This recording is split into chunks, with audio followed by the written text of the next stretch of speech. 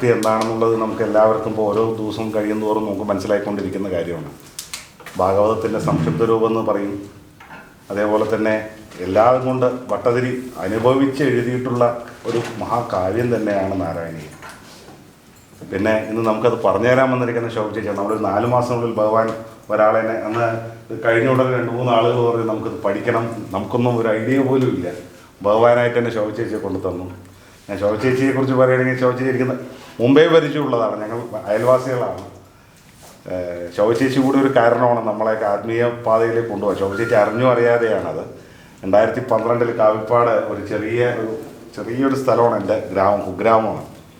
അവിടെ ഒരു സപ്താഹം നടക്കുന്ന സമയത്ത് രാവിലെ മുതൽ നാരായണീയ പാരായണമായിരുന്നു. അപ്പോൾ ശോഭച്ചേച്ചിയും ആളുകളുമാണ് അത് ചെയ്തത്. ശോഭച്ചേച്ചി ഒരു അധ്യാപികയായിരുന്നു. 20 കൊല്ലത്തോളം അധ്യാപന ജീവിതം ചെയ്തിട്ടുണ്ട്. അവരുടെ വീട് നിങ്ങൾ ആർക്കും പാലക്കാട് പോയി കഴിഞ്ഞു പറഞ്ഞാൽ ഒന്നും നോക്കണ്ട, താണാവ് പോവുക. താണാവുന്ന FCI പോകുന്ന സമയത്ത് ഇടത് ഭാഗത്ത് ഭഗവാന്റെ 2 ഫോട്ടോ ഉണ്ടാവും, സായിബാബയുടെ. അപ്പോൾ അതെല്ലാം കൊണ്ടും അനുഗ്രഹീതമായിട്ട് നമുക്കും അതിനൊരു ഭാഗ്യം ഉണ്ടായിട്ടുണ്ട്. ഈ പറയുന്ന എനിക്ക് കൂടെ ആ ഒരു ആദ്യത്തെ എങ്ങനെയോ അറിഞ്ഞോ അറിയാതെയോ നമ്മുടെ ഉള്ളിൽ വന്ന് വീണതാണ്.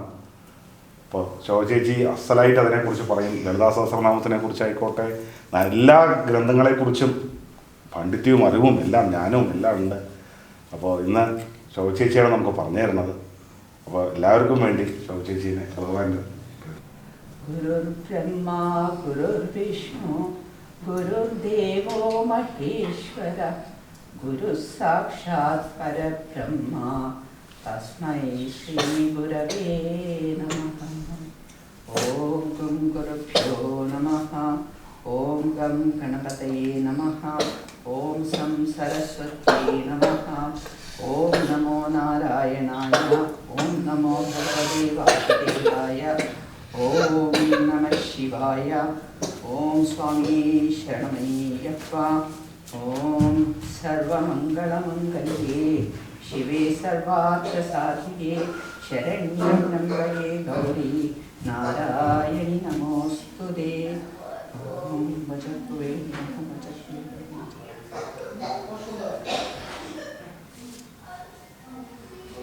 ഹരി ഓം. ഇവിടെ എത്തിച്ചേർന്നിട്ടുള്ള എല്ലാ സജ്ജനങ്ങൾക്കും, എല്ലാ ഭക്തർക്കും, എല്ലാ നാരായണീയ പ്രേമികൾക്കും, എല്ലാ നാരായണ പ്രേമികൾക്കും എൻ്റെ പ്രണാമം.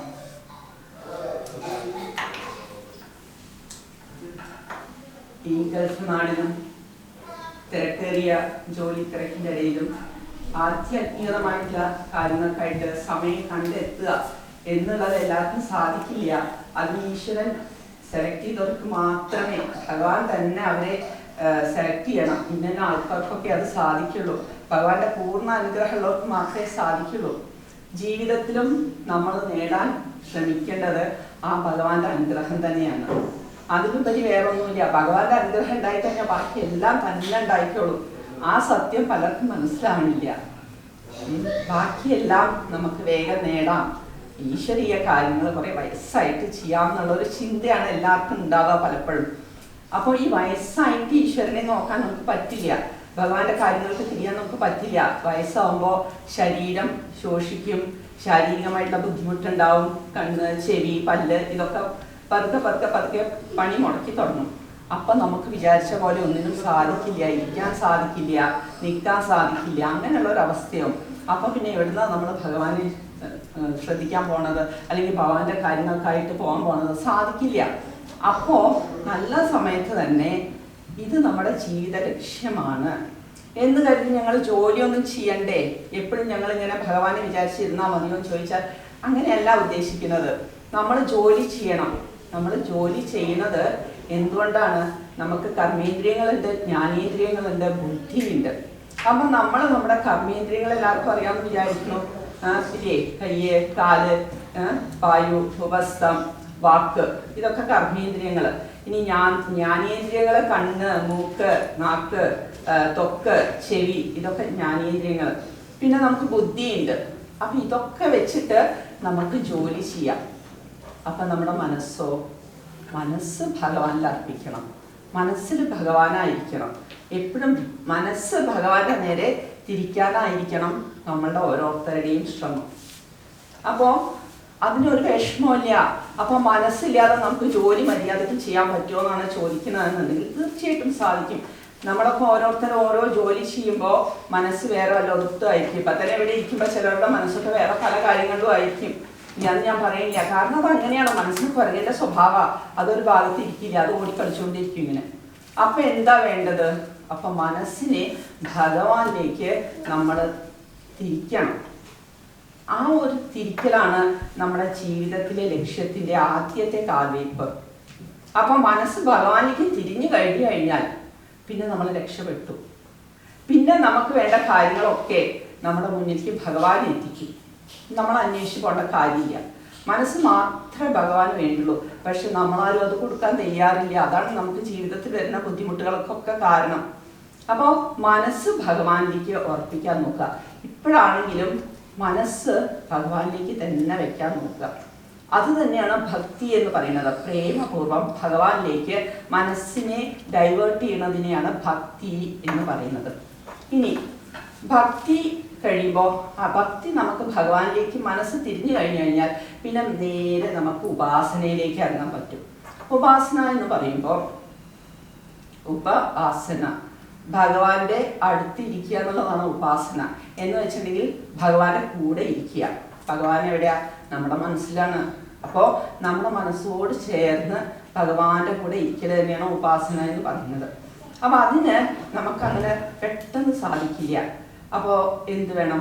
നമുക്കൊരു ഭഗവാനിലേക്ക് മനസ്സ് തിരിയാന്ന് പറയുമ്പോൾ നമ്മളെല്ലാവരും കേരളത്തിലുള്ളവരാണ് അധികം പേരും. കേരളത്തിൻ്റെ അധിഷ്ഠാന ദേവത ആരാന്ന് ചോദിച്ചാൽ കണ്ണുമൂടി ഉത്തരം പറയാം, സാക്ഷാൽ ശ്രീ ഗുരുവായൂരപ്പനാണ്. അപ്പൊ കേരളത്തിലുള്ളവര് ശ്രീ ഗുരുവായൂരപ്പനെ ഉപാസിച്ച് തന്നെ ആവണം. കാരണം നമ്മുടെ എല്ലാമാണ് ശ്രീ ഗുരുവായൂരപ്പൻ. കാരണം ഗുരുവായൂരപ്പൻ്റെ ആ ഒരു വിഗ്രഹം, ആ വിഗ്രഹത്തിനെ കുറിച്ച് നിങ്ങൾക്ക് എല്ലാവർക്കും അറിയോ ഇല്ലയോ എന്ന് എനിക്കറിയില്ല. എന്തായാലും ഞാൻ പറഞ്ഞു തരാം. ആ ഒരു വിഗ്രഹത്തിന് എന്താ ഇത്ര മഹത്വം വരാൻ കാരണം? ആ നമ്മുടെ ഈ ഭൂമിയിലുള്ള ഒരു ശില്പിയും നിർമ്മിച്ച വിഗ്രഹം അല്ല അത്. ആ വിഗ്രഹം ഭൂലോകത്തിലുള്ളതല്ല, അത് സാക്ഷാൽ വൈകുണ്ഠത്തിൽ നിന്ന് വന്ന വിഗ്രഹമാണ്. വൈകുണ്ഠത്തിൽ നിന്ന് എങ്ങനെ വന്നു എന്ന് ചോദിച്ചിട്ടുണ്ടെന്നുണ്ടെങ്കിൽ സ്വയംഭുവമനുവിൻ്റെ കാലത്ത് ഒരു ദമ്പതിമാരുണ്ടായിരുന്നു, പൃഷ്ണിയും സുതപസും. സുതപസിന്റെ ഭാര്യയായിരുന്നു പൃഷ്ണി. അവർ കുറേ കാലം, ഒരു 10,000 സംവത്സരം കാലമൊക്കെ അവര് ബ്രഹ്മാവിനെ തപസ് ചെയ്യണ്ടായി. ബ്രഹ്മാവിനെ തപസ് ചെയ്തപ്പോൾ ബ്രഹ്മാവ് പ്രത്യക്ഷപ്പെട്ടപ്പോൾ അവർക്കൊരു സങ്കടമുണ്ട്. എന്താന്ന് വെച്ചിട്ടുണ്ടെന്നുണ്ടെങ്കിൽ ഞങ്ങൾക്ക് കുട്ടികളില്ല. അപ്പോൾ എന്ത് ചെയ്യണം? ഞങ്ങൾക്ക് കുട്ടികൾ ഉണ്ടാവണം. അപ്പൊ ബ്രഹ്മാവ് പറഞ്ഞു, ഒരു കാര്യം ചെയ്യൂ, ഞാനൊരു വിഗ്രഹം നിങ്ങൾക്ക് തരാം. ഈ വിഗ്രഹം എനിക്ക് വൈകുണ്ഠത്തിൽ നിന്ന് വിഷ്ണു തന്ന വിഗ്രഹമാണ്. ഞാൻ ഇത്രയും കാലം ഈ വിഗ്രഹം വെച്ച് പൂജിക്കുകയായിരുന്നു. ഈ വിഗ്രഹം നിങ്ങൾ വെച്ച് പൂജിച്ചോളൂ. ഈ വിഗ്രഹം പൂജിച്ചു കഴിയുമ്പോൾ നിങ്ങളുടെ ആഗ്രഹം സാധിക്കും എന്ന് പറഞ്ഞിട്ട് ഈ വിഗ്രഹം സുതപസിന്റെ അടുത്ത് കൊടുക്കുകയാണ്. അങ്ങനെ സുതപസും പൃഷ്ണിയും ഈ വിഗ്രഹം വെച്ച് പൂജിക്കുകയാണ്. കുറേ കാലം അവർ തപസ് ചെയ്തു. വീണ്ടും അങ്ങനെ ഇത് വിഷ്ണുവിന്റെ വിഗ്രഹമായിരുന്നു. ഈ വിഷ്ണു വിഗ്രഹം വെച്ച് അവർ തപസ് ചെയ്തു, പൂജിച്ചു. കുറേ കാലം കഴിഞ്ഞപ്പോൾ ഭഗവാൻ വളരെ സന്തോഷമായി. ഇവരുടെ ഇത്രയും ദൃഢമായ ഒരു ഭക്തിയോട് കൂടിയുള്ള തപസ് കണ്ടപ്പോൾ ഇനി വൈകിച്ചൂടാ, ഇവരുടെ അടുത്ത് ഞാൻ പ്രത്യക്ഷപ്പെടട്ടെ എന്ന് പറഞ്ഞ് ഭഗവാൻ അവരുടെ മുമ്പിൽ പ്രത്യക്ഷനായി. ഉടനെ ഇവര് എന്താ വരം വേണ്ടതെന്ന് ചോദിച്ചു. ആ എക്സൈറ്റ്മെന്റിൽ ഇവർ പറഞ്ഞു, ഇനി ഞങ്ങൾക്ക് ഭഗവാനെ പോലെ ഒരു പുത്രൻ വേണം, ഭഗവാനെ പോലെ ഒരു പുത്രൻ വേണം, ഭഗവാനെ പോലെ ഒരു പുത്രൻ വേണം. 3 പ്രാവശ്യം പറഞ്ഞു. ഭഗവാൻ പറഞ്ഞു, ശരി, നിങ്ങളിപ്പോൾ 3 പ്രാവശ്യമാണ് എന്നോട് ആവശ്യപ്പെട്ടത്. അത് കാരണം 3 പ്രാവശ്യം ഞാൻ നിങ്ങളുടെ പുത്രനായിട്ട് അവതരിച്ചോളാം. കാരണം ഒരു ജന്മത്തിൽ അത് സാധിക്കില്ല. അതുകൊണ്ട് നിങ്ങളും 3 ജന്മം എടുക്കണം ഇനിയെന്ന് പറഞ്ഞു. അതായത് ഈ ജന്മം കൂടാതെ ഇനി 2 ജന്മം കൂടി നിങ്ങൾ എടുക്കേണ്ടി വരും എന്ന് പറഞ്ഞു. എന്തായാലും ഇവർക്ക് സന്തോഷമായി. ഭഗവാൻ പുത്രനായിട്ട് അവതരിക്കാൻ പോവാണ്. ആ ഒരു ദമ്പതിമാർക്ക് പൃഷ്ണി ഗർഭൻ എന്ന പേരിൽ ഭഗവാൻ അവതരിച്ചു. അങ്ങനെ ആ പൃഷ്ണിക്കും സുതപസിനും പൃഷ്ണി ഗർഭനായിട്ട് ഭഗവാൻ അംശാവതാരം കൈകൊണ്ട് അവതരിക്കുകയുണ്ടായി. അതേ ദമ്പതിമാരാണ് പിന്നീട് കശ്യപനും അതിഥിയുമായിട്ട് മാറുന്നത്. ഈ കശ്യപനും അതിഥിയുമായി മാറിയ സമയത്ത് ഇതേ വിഗ്രഹം കൈമാറി ഈ കശ്യപന്റെ അടുത്ത് എത്തുകയാണ്. കശ്യപ പ്രജാപതി ഈ വിഗ്രഹം വെച്ച് കുറെ കാലം പൂജിക്കുന്നുണ്ട്, സെയിം വിഗ്രഹം. അങ്ങനെ കശ്യപ പ്രജാപതിക്കും അതിഥി ദേവിക്കും ഭഗവാൻ വാമനനായിട്ട് അവതരിക്കുകയാണ്, രണ്ടാമത്തെ ജന്മം. അങ്ങനെ അവർക്ക് വാമനനായിട്ട് ഭഗവാൻ അവതരിച്ചു. ഇനി ഇവരുടെ മൂന്നാമത്തെ ജന്മമായിരുന്നു വസുദേവനും ദേവകി ദേവിയായത്. വസുദേവനും ദേവകി ദേവിയുമായപ്പോൾ ഭഗവാൻ അവർക്ക് സാക്ഷാത് ശ്രീകൃഷ്ണനായിട്ടാണ് അവതരിച്ചത്. അപ്പോഴും ഇതേ വിഗ്രഹം ദൗമ്യ മഹർഷി എന്ന് പറഞ്ഞൊരു മഹർഷി കൈമാറി വസുദേവർക്ക് കൊണ്ട് കൊടുക്കുകയാണ്. വസുദേവന് ഈ വിഗ്രഹം വെച്ച് പൂജിച്ചിട്ടുണ്ട്. പിന്നീട് ശ്രീകൃഷ്ണൻ കുറെ വലുതായപ്പോ ദ്വാരകയില് ഒരു അമ്പലമൊക്കെ കെട്ടിയിട്ട് ഇതേ വിഗ്രഹം അവിടെ വെച്ച് പൂജിക്കേണ്ടായിട്ട്. അപ്പൊ ഭഗവാൻ ശ്രീകൃഷ്ണൻ പൂജിച്ച വിഗ്രഹമാണ് ഈ വിഷ്ണു വിഗ്രഹം. ഭഗവാൻ ശ്രീകൃഷ്ണ വിഗ്രഹം പൂജിക്കുവോ? പൂജിക്കില്ല. പലരും വിചാരിച്ചിരിക്കുന്ന ഗുരുവായൂരിൽ ശ്രീകൃഷ്ണ വിഗ്രഹമാണ് എന്നാണ്. അല്ല, അത് സാക്ഷാൽ മഹാവിഷ്ണുവിന്റെ വിഗ്രഹമാണ്. അപ്പോ ഈ വിഗ്രഹം ഭഗവാൻ പൂജിച്ചതാണ് ദ്വാരകയില്. അങ്ങനെ ഭഗവാൻ സ്വർഗാരോഹണം ചെയ്ത സമയത്ത് നമുക്കൊക്കെ അറിയാം, ഭാരതം മുഴുവൻ വെള്ളത്തിലായി പോയി എന്നും എല്ലാം ലയിച്ചു. പ്രകർഷേണ ലയം, പ്രളയം. പ്രകർഷേണ ലയമാണ് പ്രളയം. ആ സമയത്ത് ഇത് ലയിച്ചില്ല. കാരണം ഈ വിഗ്രഹം ലയിക്കില്ല. ഈ വിഗ്രഹം ഭൂമിയിൽ ആരും ഉണ്ടാക്കിയതല്ല, ഒരു ശില്പി ഉണ്ടാക്കിയതല്ല. ഇത് പാതാളശില എന്നാ ഇതിന് പറയുക. ആ ശില അങ്ങനത്തെ ശിലയാത്രേ. ആ ശില മാത്രം ലയിച്ചില്ല. അതങ്ങനെ പാരി വെള്ളത്തിന്റെ മുകളിൽ ഇങ്ങനെ ഫ്ലോട്ട് ചെയ്ത് കിടക്കുന്നുണ്ട്. ബാക്കിയെല്ലാം ദ്വാരകയൊക്കെ വെള്ളത്തിന്റെ അടിയിലും പോയി. ഈ സമയത്ത് ഭഗവാന്റെ ഒരു അശരീരി ഉണ്ടാവുകയാണ്. ഈ വിഗ്രഹം എടുത്തിട്ട് ഗുരുവിനോടും, ഗുരു എന്ന് പറയുമ്പോൾ ബൃഹസ്പതിയാണ് ഗുരു, വായു ഭഗവാനോട് കൂടി പറഞ്ഞു, നിങ്ങൾ രണ്ടുപേരും കൂടി ഇതിനെ എവിടെയെങ്കിലും കൊണ്ടുപോയി പ്രതിഷ്ഠിക്കണം, അതിനുള്ള തക്കതായ സ്ഥാനം നിങ്ങൾ കണ്ടെത്തും എന്ന് പറഞ്ഞ് അനുഗ്രഹിക്കണം. അപ്പൊ ഇവർ ഈ വിഗ്രഹം എടുത്ത് ഇങ്ങനെ പോവാണ്. ഇങ്ങനെ പോണ സമയത്ത് നമ്മുടെ കേരളത്തിലേക്ക് എത്തി. നോക്കൂ, നമ്മുടെയൊക്കെ ഒരു ഭാഗ്യം. അതുമല്ല പാകിസ്ഥാനിലോ അല്ലെങ്കിൽ പഞ്ചാബിലോ അല്ലെങ്കിൽ കാശ്മീരിലോ എവിടേക്കെങ്കിലും ഒക്കെ പോവായിരുന്നു. എവിടെയും പോയില്ല. നമ്മളുടെ ഭാഗ്യം കൊണ്ട് കേരളത്തിലേക്കാണ് ഈ വിഗ്രഹം എത്തിയത്. ഇന്നത്തെ ഗുരുവായൂരിലെ ആ ഭാഗത്ത് അവിടെ എത്തി. അപ്പൊ അവിടെ വലിയൊരു സരസ്സാണ്. ഇന്ന് കാണുന്ന തീർത്ഥക്കുളം വലിയൊരു സരസ്സായിരുന്നു. അപ്പൊ അവിടെ മഹാദേവൻ ഉണ്ടായിരുന്നു. മഹാദേവൻ പറഞ്ഞു, ആ വിഗ്രഹല്ലേ, ഈ സരസിന്റെ തെക്ക് ഭാഗത്ത് പ്രതിഷ്ഠിച്ചോളൂ, ഇവിടെയാണ് ഇതിന് പറ്റിയ ഉചിതമായ സ്ഥാനം ഇവിടെയാണ് എന്ന് പറഞ്ഞു കൊടുക്കണം മഹാദേവൻ. മഹാദേവൻ പറയണ, ഞാനിവിടെ അടുത്ത് തന്നെയുണ്ട്, ഞാനിവിടെ തൊട്ടടുത്തിരിക്കുന്നുണ്ട്. ഞാനിരിക്കുന്ന സ്ഥലം ശ്രീ ശിവമഹിമയൂർ എന്നാണ് അറിയാം. ഞാനപ്പോ തൊട്ടടുത്താണ്, അതുകൊണ്ട് ഇവിടെ പ്രതിഷ്ഠിച്ചോളൂ എന്ന് പറയണ. അങ്ങനെ ഈ വിഗ്രഹം ഗുരുവും വായുവും കൂടി ചേർന്ന് ഗുരുവായൂരിൽ പ്രതിഷ്ഠിക്കുകയാണ്. അങ്ങനെയാണ് ആ ഗുരുവായൂരപ്പൻ അവിടെ പ്രതിഷ്ഠിതമായത്. അപ്പോ ആ ഒരു ശില എന്ന് പറയുന്നത് തന്നെ ഭൂമിയിലുള്ളതല്ല, വളരെ വൈകുണ്ഠത്തിൽ നിന്ന് വന്ന ആ ശിലയാണ്. ഇനി ഭഗവാൻ മഹാദേവൻ തൊട്ടടുത്തിരിക്കുന്നുണ്ട്, പറയാ ശിവമഹിമയൂർ എന്നാണ്. പിന്നെ ശിവൻ ലോപിച്ചു, മഹിമയൂറായി. മഹിമയൂറും നമ്മുടെ മലയാളികൾ കൊണ്ടുപോയി മമ്മിയൂരാക്കി. ഇപ്പൊ മമ്മിയൂരേ പറയുള്ളൂ, എല്ലാവർക്കും എളുപ്പമാണല്ലോ. അപ്പൊ വേഗം ഇപ്പൊ മമ്മിയൂര് എന്നാണ് പറയാ. മഹിമയൂർ, ശിവമഹിമയൂർ എന്നാണ് പേര്. അങ്ങനെ ആ ഗുരുവായൂരപ്പന്റെ വിഗ്രഹം അവിടെ പ്രതിഷ്ഠിക്കണം. ഇനി നോക്കൂ, ഗുരുവായൂരപ്പന്റെ ശക്തിയെ കുറിച്ചൊന്നും ഞാൻ പറയേണ്ട ആവശ്യമില്ല. കാരണം എല്ലാവർക്കും അറിയുന്നതാണ് ഭഗവാന്റെ ആ ഒരു മാഹാത്മ്യാണെന്നുണ്ടെങ്കിലും, ഭഗവാന്റെ ആ ഒരു ശക്തിയാണെങ്കിലും, ഭക്തവാത്സല്യാണെന്നുണ്ടെങ്കിലും, കാരുണ്യാണെങ്കിലും എല്ലാവരും അനുഭവിക്കുന്നവരായിരിക്കും. അതുകൊണ്ടാണല്ലോ ഗുരുവായൂരിൽ ഇത്ര തിരക്ക്. അല്ല, ഒരു പ്രാവശ്യം ഗുരുവായൂരപ്പനെ കണ്ടു, ഇനി കാണണ്ട, എന്താ ഒരു ശരിയല്ലേ എന്ന് വെച്ചിട്ട് എല്ലാവരും ചിന്തിക്കുകയാണെങ്കിൽ നമുക്കൊക്കെ സുഖമായിരുന്നു, തിരക്കില്ലാതെ പോയി തൊഴുകായിരുന്നു അല്ലേ. ഇപ്പൊ കണ്ടോര് പിന്നെ വന്ന് തൊഴുകണ എന്താ, വെറുതെ വരും തോന്നുന്നുണ്ടോ ആരെങ്കിലും? അവർക്ക് നല്ലോണം ഭഗവാൻ അനുഗ്രഹിക്കില്ല, അവർക്ക് നല്ലോണം അനുഗ്രഹിക്കില്ല. അതുകൊണ്ടാണ് അവർ ഓടി ഗുരുവായൂർക്ക് വരുന്നത്. അപ്പോ ഗുരുവായൂരപ്പന്റെ കാരുണ്യവും ഭക്തവാത്സല്യവും ഒക്കെ നാൾക്ക് നാൾ അനുഭവ വേദ്യമാക്കി കൊടുക്കുന്ന ദിവ്യ ഗ്രന്ഥമാണ് ശ്രീമൻ നാരായണീയം. ശ്രീമൻ നാരായണീയത്തിന്റെ പ്രത്യേകത എന്താ വെച്ചിട്ടുണ്ടെങ്കിൽ, ഇതില് ഭഗവാനും ഭക്തനും മാത്രമേ ഉള്ളൂ. ഋഷിവാച അല്ലെങ്കിൽ സൂതവാച, രാജോവാച, ഒരു വാചയില്ല, ആരും പറയണില്ല. ഭക്തനുണ്ട്, ഗുരുവായൂരപ്പനുണ്ട്, ആരുമില്ല. അതാണ് ഇതിന്റെ ഏറ്റവും വലിയ പ്രസക്തി. വേറെ ആരുമില്ല. ഗുരുവായൂരപ്പനും ആരാണോ ഇത് പാരായണം ചെയ്യുന്നത് ആ ഭക്തനും. ഡയറക്റ്റ് കോൺവെർസേഷനാണ്, ഒരു മീഡിയേറ്റേഴ്സിന്റെ ഒന്നും ആവശ്യമില്ല. ഇനി ഇത് നാരായണൻ എന്ന് പറയുന്നത് ആരാണ് എഴുതിയത്? എല്ലാവരും കേട്ടിട്ടുണ്ടാവും. മേൽപുത്തൂർ, പത്തൂരല്ല കേട്ടോ, മേൽപുത്തൂർ നാരായണ ഭട്ടതിരിപ്പാടാണ് എഴുതിയിരിക്കുന്നത്. എന്തിനാ? അങ്ങോട്ട് വാതരോഗം പിടിപെട്ടു. അദ്ദേഹത്തിന്റെ ഗുരുവിന്റെ വാതരോഗമൊക്കെ ഒഴിഞ്ഞു മേടിച്ച് പിന്നെ വാതരോഗം മാറാനായിട്ട് ഗുരുവായൂരപ്പനെ പോയി സേവിച്ചു. 100 ദിവസം ഏകാഗ്ര തപസ്സോടുകൂടി 100 ദശകം ശ്രീമൻ നാരായണീയം എഴുതി അദ്ദേഹത്തിന്റെ വാതരോഗം മാറി കിട്ടി. മാത്രമല്ല ഭഗവാന്റെ ദർശനവും അദ്ദേഹത്തിന് കിട്ടി. ഇതിപ്പോ എല്ലാവർക്കും അറിയുന്ന കാര്യമായിരിക്കും. നാരായണീയം എന്ന് കേട്ട് എല്ലാവർക്കും അറിയാം വാതരോഗം മാറാൻ വളരെ നല്ലതാണ് എന്നുള്ളത്. അപ്പോ ഇത് ആരായിരിക്കും എഴുതിയിട്ടുണ്ടാവുക? ഭഗവാനെ കുറിച്ച് ഇത്ര നന്നായിട്ട് എഴുതണം എന്നുണ്ടെങ്കിൽ ആർക്കാ സാധിക്കുക? ഭഗവാനെ സാധിക്കുള്ളൂ അല്ലേ? നമ്മളെ കുറിച്ച് ഏറ്റവും നന്നായിട്ട് അറിയണത് ആർക്കാ? നമ്മുടെ ഭർത്താവിനാണോ? നമ്മുടെ ഭാര്യയ്ക്കാണോ? അല്ല, നമുക്ക് തന്നെ. നമ്മളെ കുറിച്ച് ഏറ്റവും 100% അറിയണത് നമുക്ക്. നമ്മൾ പറയും എന്റെ ഭർത്താവിനെല്ലാം അറിയാന്ന്. എവിടെ? 25% നമ്മൾ പറഞ്ഞിട്ടില്ല, അല്ലെങ്കിൽ ഭർത്താവ് നമ്മളോട് പറഞ്ഞിട്ടില്ല. ഈ 25% സീക്രട്ടാ. അതാണ് അവരുടെ പേഴ്സണാലിറ്റി എന്ന് പറയുന്നത്. അത് വിട്ടുകൊടുക്കൊന്നുമില്ല, ആരും വിട്ടുകൊടുക്കില്ല. ചുമ്മാ പറയാം ഞാൻ നിന്നോടെല്ലാം പറഞ്ഞു കേട്ടോ, തുറന്ന് പറഞ്ഞു എന്നൊക്കെ വെറുതെ പറയാം. കാരണം ഒരു 25% അവരുടെ മാത്രം ഒരു സ്വത്താണത്. അതാണ് പേഴ്സണാലിറ്റി. അപ്പോ ഭഗവാനെ കുറിച്ച് ഇത്ര ഭംഗിയായിട്ട് എഴുതണം എന്നുണ്ടെങ്കിൽ ആർക്കേ സാധിക്കുള്ളൂ?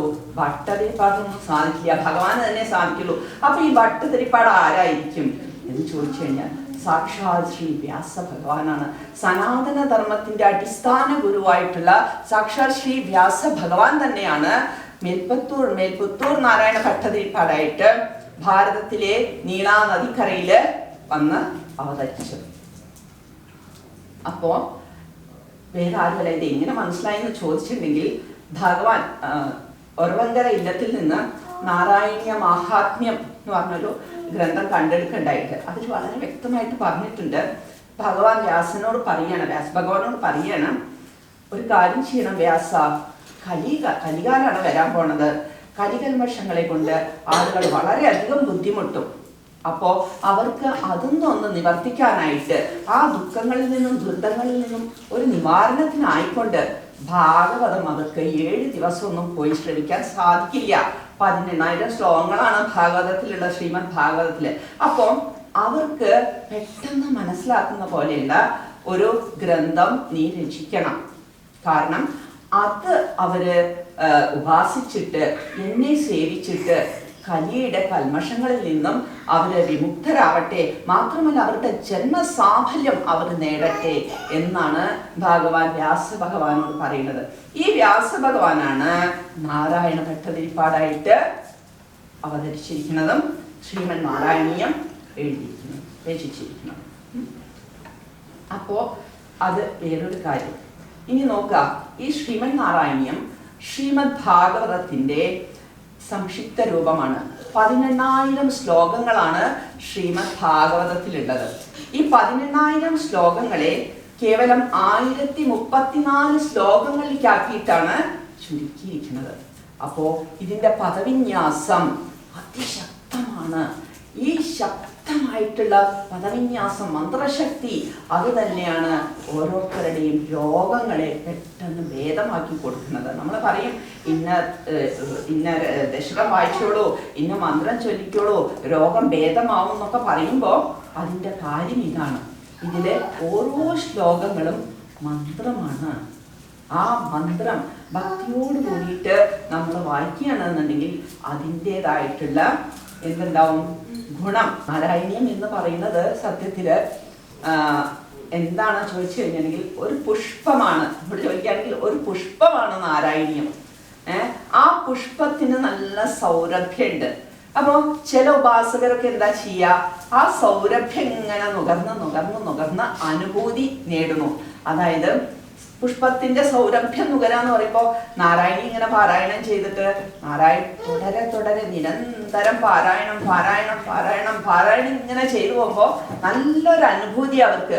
ഒരു പുഷ്പത്തിനെ ഇങ്ങനെ മണത്ത് കഴിഞ്ഞിട്ടുണ്ടെങ്കിൽ അതിൻ്റെ ആ സൗരഭ്യം അങ്ങനെ ആസ്വദിക്കണ ആ ഒരു അനുഭൂതിയാണ് അവർക്ക്. എന്നാലോ അങ്ങനെ കുറെ പേരുണ്ട് ഉപാസകന്മാര് അനുഭൂതി അനുഭവിച്ചുകൊണ്ടിരിക്കുന്നവർ കുറെ പേരുണ്ട്.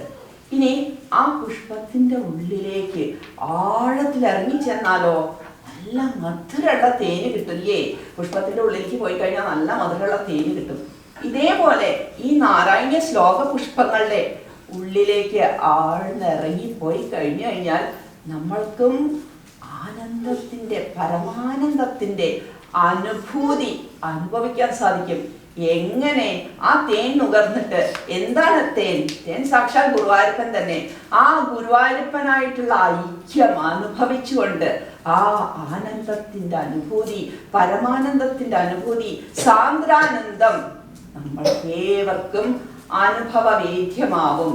അങ്ങനെ സാക്ഷാൽ ശ്രീ ഗുരുവായൂരപ്പനെ അനുഭവിച്ചുകൊണ്ട് തന്നെ ആ ജീവിതം നമുക്ക് എന്ത് ചെയ്യാൻ പറ്റും? സഫലമാക്കാൻ സാധിക്കും എന്നുള്ളതിന് യാതൊരു സംശയമില്ല.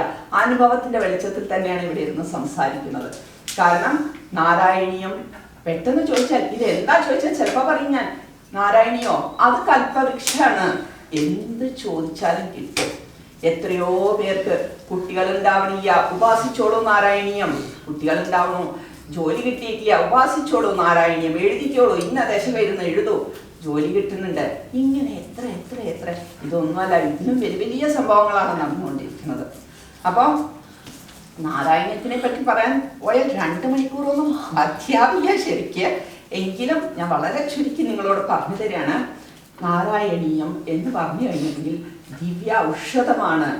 മാത്രമല്ല നാരായണീയ ഉപാസനയെ കൂടെ എന്താ കിട്ടുക നമുക്ക് എന്നൊരു ചോദ്യം ഇപ്പൊ ചോദിക്കുകയാണെങ്കിൽ കണ്ണു മൂടി പറയാം എനിക്ക്. ഈശ്വര ദർശനം, സത്യമായിട്ടും ഈശ്വര ദർശനം ഉണ്ടാവും. യാതൊരു സംശയമില്ല ആ കാര്യത്തില്. കാരണം ഇത് ഭട്ടതിരിപ്പാടിനെ മാത്രം ആലോചിച്ചാൽ മതി. 100ാമത്തെ ദിവസം അദ്ദേഹം പറയുന്നു അഗ്രേ പശ്യാമി, ഞാനിതാ എന്റെ മുന്നിൽ കാണുന്നു ഭഗവാനെ, ഞാനിതാ കാണുന്നു എന്ന് പറഞ്ഞു. അതെന്തുകൊണ്ട് നമുക്കും അയക്കൂടാ? നമുക്കും കിട്ടും. നമ്മളും അതുപോലെ ഏകാഗ്രമായ തപസ്സോട് കൂടിയിട്ട് നല്ല പ്രേമ ഭക്തിയോട് കൂടിയിട്ട് ഈ ഗ്രന്ഥം ഉപാസിച്ചാൽ മതി. അപ്പൊ അഗ്നി പശ്യാമി, ഈശ്വര ദർശനം, ഗുരുവായൂരപ്പന്റെ ദർശനം ഏവർക്കും സാധ്യമാണ് നാരായണീയ ഉപാസനയിലൂടെ എന്നുള്ളത് യാതൊരു സംശയമില്ല. ഇനിയോ നമുക്ക് സിദ്ധന്മാരുടെ ദർശനം അല്ലെങ്കിൽ യോഗസിദ്ധി എന്നൊക്കെ പറയാം.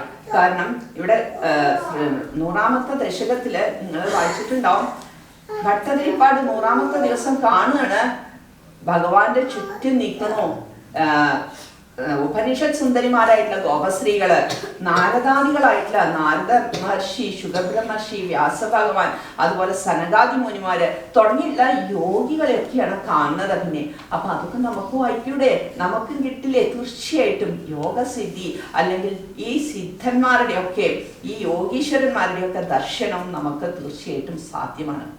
പിന്നെ നോക്കൂ, പിന്നെ പറയുന്നുണ്ട് ദ്വേത നാരായണീയം ശ്രുതിഷു ജനുഷ സ്തുത്യത വർണ്ണനേന ദ്വേത നാരായണീയം. ഭട്ടതിരിപ്പാട് പറയുന്നു 2 കാര്യങ്ങളെ കൊണ്ട് ഞാൻ ഇതിന് നാരായണീയം എന്ന് പേരിടാൻ പോവാണ്. എന്താന്ന് വെച്ചിട്ടുണ്ടെങ്കിൽ നാരായണനാൽ നാരായണനെ കുറിച്ച് എഴുതിയത് കൊണ്ട് ഇതിന് നാരായണീയം എന്നാ പേരിടുന്നത്. എന്താ നാരായണനാൽ നാരായണനെ കുറിച്ച് എഴുതിയതെന്ന് പറയാൻ? നാരായണ ഭട്ടതിരിപ്പാട് നല്ല ഓർത്തത്. ഭഗവാന്റെ ദർശനം കിട്ടിക്കഴിഞ്ഞാൽ ഞാനും നീയും ഒന്നാണ്. പിന്നെ അവിടെ ഞാൻ വേറെ നീ വേറെ ഇല്ല. എപ്പോഴാണോ നമുക്ക് ആ ഈശ്വര ദർശനം കിട്ടുന്നത്, അത് കിട്ടിക്കഴിഞ്ഞാൽ പിന്നെ ഞാനൊന്ന് വേറെ നീയൊന്ന് വേറെ ഇല്ല. ഇവിടെ ഒന്നേ ഉള്ളൂ, പിന്നെ ഭഗവാൻ മാത്രമേ ഉള്ളൂ. ഞാൻ തന്നെയാണ്, ഈ കാണുന്നതെല്ലാം ഞാൻ തന്നെയാണ്, ഈ കാണുന്നതെല്ലാം ഭഗവാൻ തന്നെയാണ്. ആ ഒരു എന്താ പറയുക, ഈശ്വര സാക്ഷാത്കാരത്തിലേക്കുള്ള ഉയർച്ച. അപ്പോൾ ദ്വേതാനാരായണീയം അതും സിദ്ധിക്കും, അതും ഈ ഉപാസനയിലൂടെ നേടാം. ഇനിയോ ഇനി ആയുരാരോഗ്യ സൗഖ്യം. ആയുസ് ആരോഗ്യം സൗഖ്യം. കുറെ ആയുസുണ്ട്, ആരോഗ്യമില്ല, കാര്യമുണ്ടോ? ഒരു കാര്യമില്ല. ആയുസുണ്ട്, ആരോഗ്യമുണ്ട്, ഒരു സുഖവും ഇല്ല, കാര്യമുണ്ടോ? കാര്യമില്ല. ഇത് 3 കൂടി നമുക്ക് കിട്ടണം. ഇത് 3 കൂടി കിട്ടണമെങ്കിൽ നാരായണീയ ഉപാസിച്ചോളൂ, ധൈര്യമായിട്ട് ഉപാസിച്ചോളൂ, തീർച്ചയായിട്ടും കിട്ടും ആയുരാരോഗ്യ സൗഖ്യം. അപ്പം ഇത്രയും നാരായണീയ ഉപാസനയിലൂടെ നമുക്ക് നേടാൻ പറ്റും ഈശ്വര ദർശനം, യോഗസിദ്ധി, ആയുരാരോഗ്യ സൗഖ്യം. അതുപോലെ തന്നെ എന്താ പറയാ, എന്താ ഞാൻ പറഞ്ഞേ, 4 കാര്യങ്ങൾ പറഞ്ഞത്. ഒന്ന് ഈശ്വര ദർശനം, യോഗസിദ്ധി, 3ാമത് എന്താ ഞാൻ പറഞ്ഞേ, നാലാമത് ഞാൻ പറഞ്ഞതാണ് ആയുരാരോഗ്യ സൗഖ്യം. മൂന്നാമത് വേദാനാരായണീയം, ഞാനും നീയും നാരായണനാണ് എന്ന ആ സ്വസ്വരൂപജ്ഞാനം എന്ന് പറയാതിന്. നമ്മൾ ഓരോരുത്തരും നാരായണന്മാരാണ്. നമ്മളുടെയൊക്കെ സ്വസ്വരൂപം എന്താണ്? ബ്രഹ്മമാണ്. പക്ഷെ അത് അറിയില്ല. അത് നമ്മൾക്ക് ഇവിടുന്ന് പോണതിന് മുമ്പ് അറിയാനൊരു ശ്രമം നടത്താലോ. അറിഞ്ഞോ അറിഞ്ഞില്ലയോ അത് വേറെ കാര്യം. അറിയാനൊരു ശ്രമം നമുക്ക് നടത്താലോ. ആ ശ്രമമാണ് പറയുന്നത് ഉപാസനയിലേക്ക് തിരിയൂ, ഭക്തിയിലേക്ക് തിരിയൂ, ഭഗവാനിലേക്ക് തിരിയൂ എന്ന് പറയുന്നത്. അപ്പം ഇത്രയും കാര്യങ്ങൾ വളരെ ചുരുക്കിയിട്ട് നാരായണീയത്തിനെ കുറിച്ചിട്ട് പറയാം. ഒരുപാട് പറയാനുണ്ട്. അത്രയും പറഞ്ഞു കഴിഞ്ഞിട്ടുണ്ടെങ്കിൽ സമയം ഒരുപാടാവും. എനിക്കറിയാം എല്ലാവർക്കും ഓരോ ബദ്ധപ്പാടും തിരക്കൊക്കെ ഉള്ളതാണെന്നുള്ളത് അറിയാം. എന്നാലും ഈ നാരായണീയത്തിലെ ഒരു ദശകം നിങ്ങൾക്ക് ഞാൻ പറഞ്ഞു തരാം. ഒരു ദശകം ഞാൻ പറഞ്ഞു തരാം. ആ ഒരു ദശകം ഞാൻ ഉദ്ദേശിച്ചത് 33 പുസ്തകം ഉണ്ടെങ്കിൽ എടുക്കൂ, ഇല്ലെങ്കിൽ വേണ്ട, ഞങ്ങൾ വായിച്ചു തരാം. 33ാമത്തെ ദശകമാണ് ഞാൻ ഉദ്ദേശിച്ചത്. ഞാൻ പിന്നെ ഓർത്തു ഇവിടെ ഒരു സത്സംഗം വേണമെന്ന് പറഞ്ഞപ്പോൾ 33ാമത്തെ ദശകം എടുക്കാം, അംബരീഷ ചരിതമാണെന്ന്. പിന്നെ ഞാൻ ഓർത്തത് എന്താ ഞാൻ അങ്ങനെ 33ാമത്തെ ദശകം എടുക്കാമെന്ന് വിചാരിച്ചത്. പിന്നെ ഇന്ന് കാലത്താണ് എനിക്ക് ക്ലിക്ക് ആവുന്നത്. നമ്മൾ എത്ര ദേവന്മാരുണ്ടെന്നാ പറയാ? 33 കോടി ദേവന്മാരെന്നല്ലേ? 33 കോടി ദേവന്മാരെന്നല്ലേ പറയാ? അതില് ഈ 33 കോടി എന്ന് പറയുന്നത് 33നെയാണ് ഉദ്ദേശിക്കുന്നത്. 33 ദേവന്മാരെയാണ് ഉദ്ദേശിക്കുന്നത്. 33 ദേവന്മാരെന്ന് പറഞ്ഞാൽ നമുക്ക് 12 ആദിത്യന്മാരാണ് ഉള്ളത്. ആദിത്യന്മാര് 12 ഉണ്ട്. അതേപോലെ തന്നെ വസുക്കള് എന്ന് പറയും. ദേവന്മാരിൽ ഒരു ഗണാണ് വസുക്കള്. ആ വസുവിൽ ഒരാളായിരുന്നു ഭീഷ്മരൊക്കെ. വസുക്കള് 8 പേരാണുള്ളത്. അപ്പോ 12ഉം 8ഉം 20. പിന്നെ രുദ്രന്മാർ എത്ര പേരുണ്ട്? ആർക്കെങ്കിലും അറിയോ? രുദ്രന്മാർ എത്ര പേരുണ്ട്? മിടുക്കി, മിടുക്കി. എന്താ മോളുടെ പേര്? ദീക്ഷിത. മിടുമിടുക്കി. ഒരു ഗിഫ്റ്റ് ഉണ്ട് കേട്ടോ. പോകുമ്പോ ഒരു ഗിഫ്റ്റ് ഉണ്ട്. ദീക്ഷിത മക്താതെ ചോദിക്കണം. 11 രുദ്രന്മാരാണ് നമുക്കുള്ളത്. കഷ്ടം, നിങ്ങൾക്ക് ആർക്കും പറയാൻ പറ്റിയില്ലല്ലോ ദീക്ഷിതയുടെ ഉത്തരം പറഞ്ഞത്. അപ്പോ 11 രുദ്രന്മാര്. അപ്പൊ അതിലേക്ക് ഞാൻ പറഞ്ഞ 12 ആദിത്യന്മാര്, പിന്നെ 8 വസുക്കള്, 11 രുദ്രന്മാര്, 1 പ്രജാപതി, 1 ഇന്ദ്രൻ. ഇവരൊക്കെ കൂടി കൂട്ടി നോക്കിയാൽ എത്രയാവും? 12 + 8 + 11 + 2 1 + 1 പോരല്ലേ? കാൽക്കുലേറ്റർ വേണമല്ലേ? പോട്ടെ. 33. ഇതാണ് ദേവന്മാരുടെ കണക്ക്. ഈ 33 എന്നുള്ളത് വളരെ പ്രധാനപ്പെട്ട ഒരു കണക്കാണ് നമുക്ക് കേട്ടോ. അത് ഇന്ന് കാലത്താണ് എനിക്ക് ക്ലിക്കായത്. ഇതുവരെ ക്ലിക്കായിട്ടില്ല, അത് വേറെ കഥ. ഞാനിങ്ങനെ ആലോചിച്ചു എന്താല്ലേ 33 ഇങ്ങനെ എനിക്ക് ഇവിടെ എടുക്കണം തോന്നുന്നത്. അപ്പൊ 33 കോടി ദേവന്മാരുടെയും അനുഗ്രഹം ഇവിടെ ഉള്ളവർക്കൊക്കെ കിട്ടി എന്നുള്ളതിന്റെ സാക്ഷാൽ തെളിവാണ് ഇത്. ഈ ഒരു ചാപ്റ്റർ തന്നെ എനിക്ക് കിട്ടാൻ കാരണം. പിന്നെ നമ്മുടെ ശരീരത്തില് എത്ര കശേരുക്കൾ ഉണ്ട് എന്നറിയോ? കശേരുക്കൾ എന്ന് പറഞ്ഞാൽ വെർട്ടിബ്രാസ് എത്രയാ അറിയില്ല അല്ലെ? 33 ആണ് കേട്ടോ. 33 അല്ലേ? നമ്മുടെ ശരീരത്തിലെ വെർട്ടിബ്രാസും 33 ആണ് കേട്ടോ, കശേരുക്കൾ. എനിവേ നമുക്ക് നോക്കാം. ഈ ഒരു ദശകം ഞാൻ നിങ്ങൾക്ക് പറഞ്ഞുതരാം കേട്ടോ. വളരെ ശ്രദ്ധിച്ചിരുന്നോളൂ. വളരെ നല്ല ദശകമാണ്. അതായത് ഭഗവത് ഭക്തൻ, ഞാൻ പറഞ്ഞു എല്ലാവരും ഭക്തിയുടെ മാർഗത്തിൽ. കാരണം ഇദ്ദേഹം നമ്മളുടെ പിന്നെ പേര് ഞാൻ മറന്നു പോയി. എന്താ? മാധവ്ജി എല്ലാരെയും കൂട്ടി യോജിപ്പിച്ചുകൊണ്ട് ആധ്യാത്മികത വളരെ ഭംഗിയായിട്ട് കൊണ്ട് നടത്താൻ വേണ്ടിയിട്ട് ശ്രമിച്ചുകൊണ്ടിരിക്കുന്ന ഒരു വ്യക്തിയാണ്. അപ്പൊ നിങ്ങൾ എല്ലാവരും മാക്സിമം കോപ്പറേറ്റ് ചെയ്യണം അദ്ദേഹത്തിന്റെ കൂടെ. കാരണം ഭക്തി, ഒരു നല്ലൊരു ഭക്തനെ ബ്രഹ്മാണ്ടത്തിന് പോലും ദ്രോഹിക്കാനോ നശിപ്പിക്കാനോ സാധിക്കില്ല എന്നതിന്റെ പ്രത്യക്ഷ തെളിവാണ് അംബരീഷ ചരിതം എന്നുള്ളത്. അപ്പോ എല്ലാവരും ഭക്തി ഉണ്ടാവട്ടെ. ഭക്തി ഉണ്ടാവാനാണ് നമ്മൾ പരിശ്രമിക്കേണ്ടത്. ബാക്കിയൊക്കെ എങ്ങനെയെങ്കിലും ഒക്കെ ഉണ്ടായിക്കോളും കേട്ടോ. വീടും കാറും ബംഗ്ലാവും കുട്ടികളും ഒക്കെ ഉണ്ടായിക്കോളും. പക്ഷെ ഭക്തി ഉണ്ടാവാൻ നല്ലോണം മനസ്സുകൊണ്ട് ഈശ്വരനെ നമ്മൾ പ്രാർത്ഥിക്കണം. ആ അനുഗ്രഹം നമുക്ക് ഉണ്ടാവണം. നോക്കാം നമുക്ക്. ഞാൻ ഒന്നാമത്തെ ശ്ലോകം ഞാൻ വായിക്കും. ഓം നമോ ഭഗവതേ വാസുദേവായ. ഓം ശ്രീകൃഷ്ണ പരമാത്മനേ നമഃ.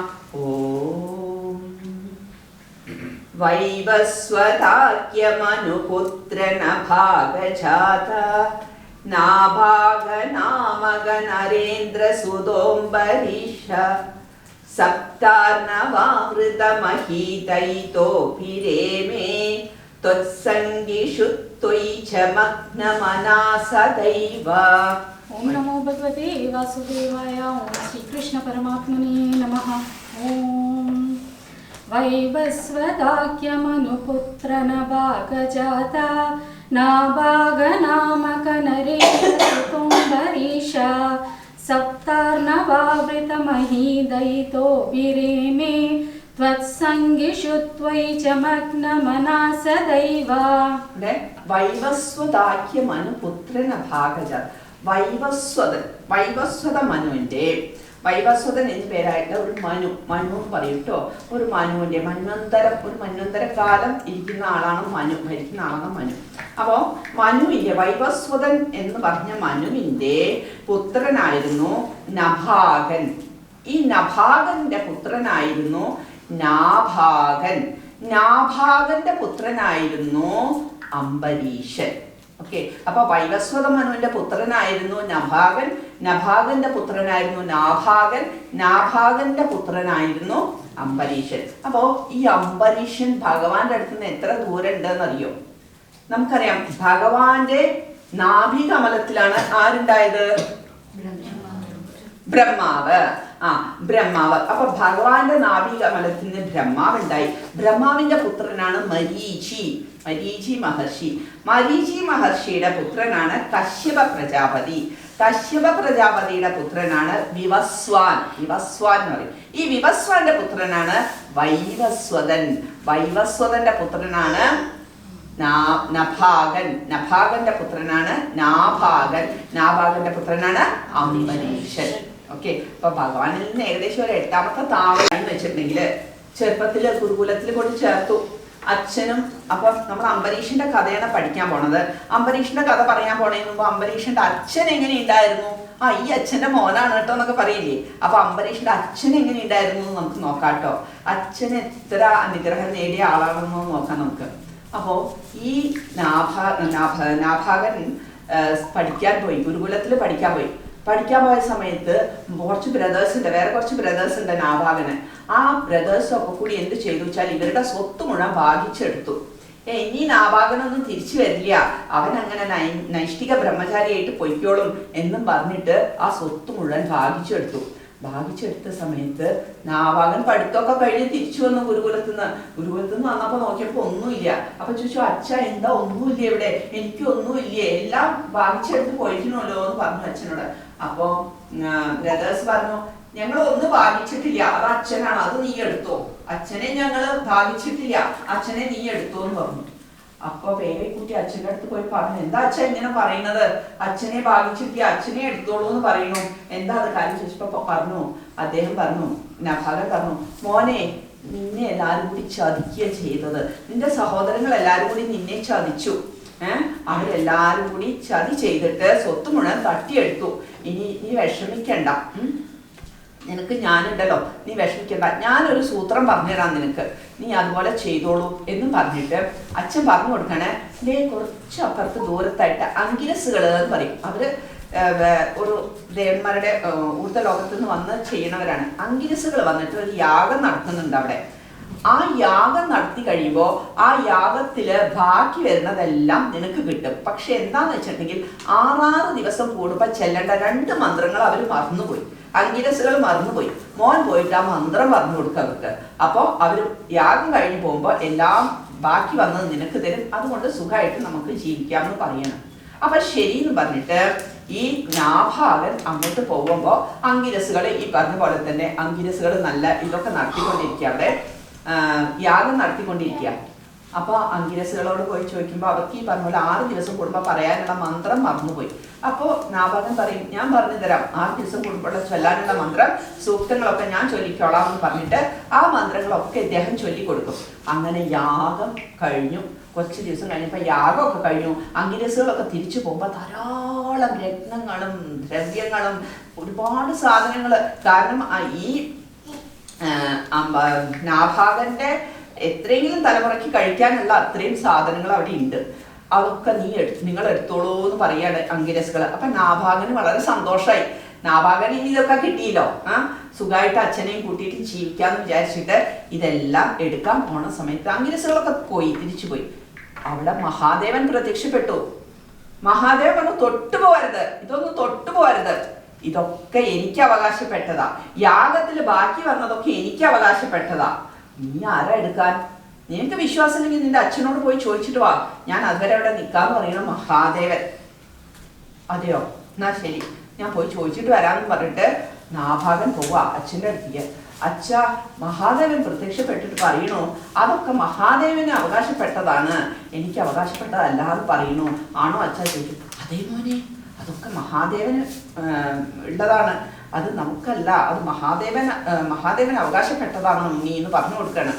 അപ്പൊ വേഗം തിരിച്ചു പോയിട്ട് സാഷ്ടാംഗം നമസ്കരിച്ചു മഹാദേവനെ. ക്ഷമിക്കണം, എൻ്റെ ഭാഗത്തു നിന്നും വല്ല അപരാധം വന്നിട്ടുണ്ടെങ്കിൽ അങ്ങ് പൊറുക്കണം, കാരണം എൻ്റെ അറിവില്ലായ്മ കൊണ്ട് പറഞ്ഞതാ ഇതൊക്കെ എനിക്കുള്ളതാണെന്നുള്ളത്, ഇതെല്ലാം അങ്ങേക്കുള്ളതാണെന്ന് എൻ്റെ അച്ഛൻ പറഞ്ഞു. പോരെ, എൻ്റെ അച്ഛൻ പറഞ്ഞതെല്ലാം അങ്ങേക്കുള്ളതാ, അങ്ങെല്ലാം എടുത്തോളൂ, എന്നോട് ക്ഷമിക്കണം കേട്ടോ, എന്നോട് പൊറുക്കണം, മാപ്പാക്കണം, ഞാൻ എന്തെങ്കിലും അപരാധം പ്രവർത്തിക്കുകയോ ചെയ്തിട്ടുണ്ടെങ്കിൽ എന്ന് പറയണം. ഭഗവാന് സന്തോഷമായി. പുറത്തൊരു തട്ടു എടുത്തു. മോനെ, നീ ഇത് മുഴുവൻ എടുത്തോ, എന്താ നിന്റെ അച്ഛൻ്റെ ഒരു ധർമ്മബോധം, നിന്റെ ഒരു സത്യസന്ധത വളരെ തൃപ്തിയായിരിക്കുക, അതുകൊണ്ട് ഇത് മുഴുവൻ നീ എടുത്തോട്ടോ എന്ന് പറഞ്ഞ് മഹാദേവന്റെ അടുത്ത് നിന്ന് നേരിട്ട് അനുഗ്രഹം മേടിച്ച വ്യക്തിയാണ് നമ്മളുടെ അംബരീഷന്റെ അച്ഛൻ. അങ്ങനെയുള്ള അംബരീഷന്റെ സ്വഭാവം പിന്നെ നോക്കേണ്ട കാര്യമുണ്ടോ? എങ്ങനെയാ അംബരീഷന്റെ സ്വഭാവം ഇവിടെ പറയുന്നു? സപ്താർണവാ വൃതമഹി ദൈതോപി രേമേ ത്വൽ സംഗീഷു ത്വയിച്ച മഗ്നമന സദൈവ സദൈവ ത്വയിച്ച മഗ്നമന. അതായത് ഈ ഭൂലോകം 7 സമുദ്രങ്ങളും 7 ദ്വീപുകളും അടങ്ങിയ ഈ ഭൂലോകത്തിന്റെ മുഴുവൻ ചക്രവർത്തിയായി ഇരുന്നിട്ടും അദ്ദേഹത്തിന്റെ മനസ്സ് ത്വയി ഗുരുവായൂരപ്പ, നിന്നില് ഭഗവാനെ, നിന്നിലും നിന്റെ ഭക്തരിലും, അതായത് വ്യാസഭഗവാൻ, സനകാദികള് തുടങ്ങിയിട്ടുള്ള നാരദ മഹർഷി തുടങ്ങിയിട്ടുള്ള ഭക്തന്മാരിലുമായിരുന്നു മനസ്സ് മുഴുകി വെച്ചിരുന്നത്, മനസ്സ് മുക്കി വെച്ചിരുന്നത്. അതുകൊണ്ട് തന്നെ എങ്ങനെ ജീവിച്ചു? സുഖമായിട്ട്. രേമേ, മനസ്സിലായിട്ടോ? സപ്താർണവ വൃതമഹി ദൈതോപി രേമി, സുഖമായിട്ട് ഈ മൊത്തം ഭൂലോകത്തിന്റെ മുഴുവനും അധികാരിയായിട്ട് പോലും മനസ്സ് ഭഗവാനിലും ഭക്തന്മാരിലും മുഴുകിക്കൊണ്ട് അദ്ദേഹം സുഖമായിട്ട് ജീവിച്ചു. അത് അണ്ടർലൈൻ ചെയ്യണം, സുഖമായിട്ട് ജീവിച്ചു എന്നുള്ളത്. നമ്മൾക്ക് ഒരു ഭർത്താവ്, ഒരു ഭാര്യ, ഒരു കുട്ടിയോ 2 കുട്ടിയോ, ഒരു വീടിന്റെ എന്ത് പറയാം അധികാരം ഉണ്ട് എന്ന് പറയാം. സുഖമുണ്ടോ വീട്ടില്? വെറും ടെൻഷനല്ലേ ഉള്ളൂ. അവിടെ ടെൻഷൻ, ഇവിടെ ടെൻഷൻ, ആ ടെൻഷൻ. ഇവിടെ മൊത്തം ഭൂമിയുടെ മുഴുവൻ ആധിപത്യം വഹിക്കുന്ന ആ വ്യക്തി സുഖമായിട്ട് ജീവിച്ചു. എന്തേ കാരണം? മനസ്സ് എവിടെയായിരുന്നു? ഭഗവാനിലായിരുന്നു മുഴുകിക്കൊണ്ടിരുന്നത്. ഞാൻ നേരത്തെ പറഞ്ഞില്ലേ, മനസ്സ് ഭഗവാനിൽ മുഴുകി കഴിഞ്ഞു കഴിഞ്ഞാൽ പ്രശ്നമൊക്കെ തീർന്നു. നമ്മളുടെ ഇവിടുത്തെ പ്രശ്നം മുഴുവൻ എന്താ? മനസ്സ് വിട്ടുകൊടുക്കാൻ തയ്യാറില്ല. നമ്മള് പാൽപ്പായസോ അപ്പോ കുറച്ച് പൈസയോ ഒക്കെ കൊടുക്കാം, മനസ്സ് തരില്ല ഭഗവാൻ. എന്നാ ഭഗവാൻ പറയണേ, എനിക്ക് നിന്റെ മനസ്സ് മതിയിട്ട് പാൽപ്പായസോ വേണ്ട, പൈസ വേണ്ട, ഒന്നും വേണ്ട, മനസ്സ് തരുമോ, ഞാൻ നിന്റെ കൂടെ നിൽക്കാം. അത് നമ്മൾ കൊടുക്കില്ല. അത് എൻ്റെ മിസ്റ്റർ സ്വാൻസോ അല്ലെങ്കിൽ എൻ്റെ മിസ്സിസ് സ്വാൻസോ അവർക്കുള്ളതാ. ഇതിലും വലിയ വിദ്യത്തിനും വേറൊന്നുമില്ല കേട്ടോ. സത്യമാണ് ഞാൻ പറയുന്നത്. നമ്മുടെ ഓരോരുത്തരുടെയും പ്രാണനാഥൻ എന്ന് പറഞ്ഞു കഴിഞ്ഞിട്ടുണ്ടെങ്കിൽ ഗുരുവായൂരപ്പനാണ്, വേറെ ആരുമല്ല. എവിടെ ഗുരുവായൂരപ്പൻ ഇരിക്കുന്നത്?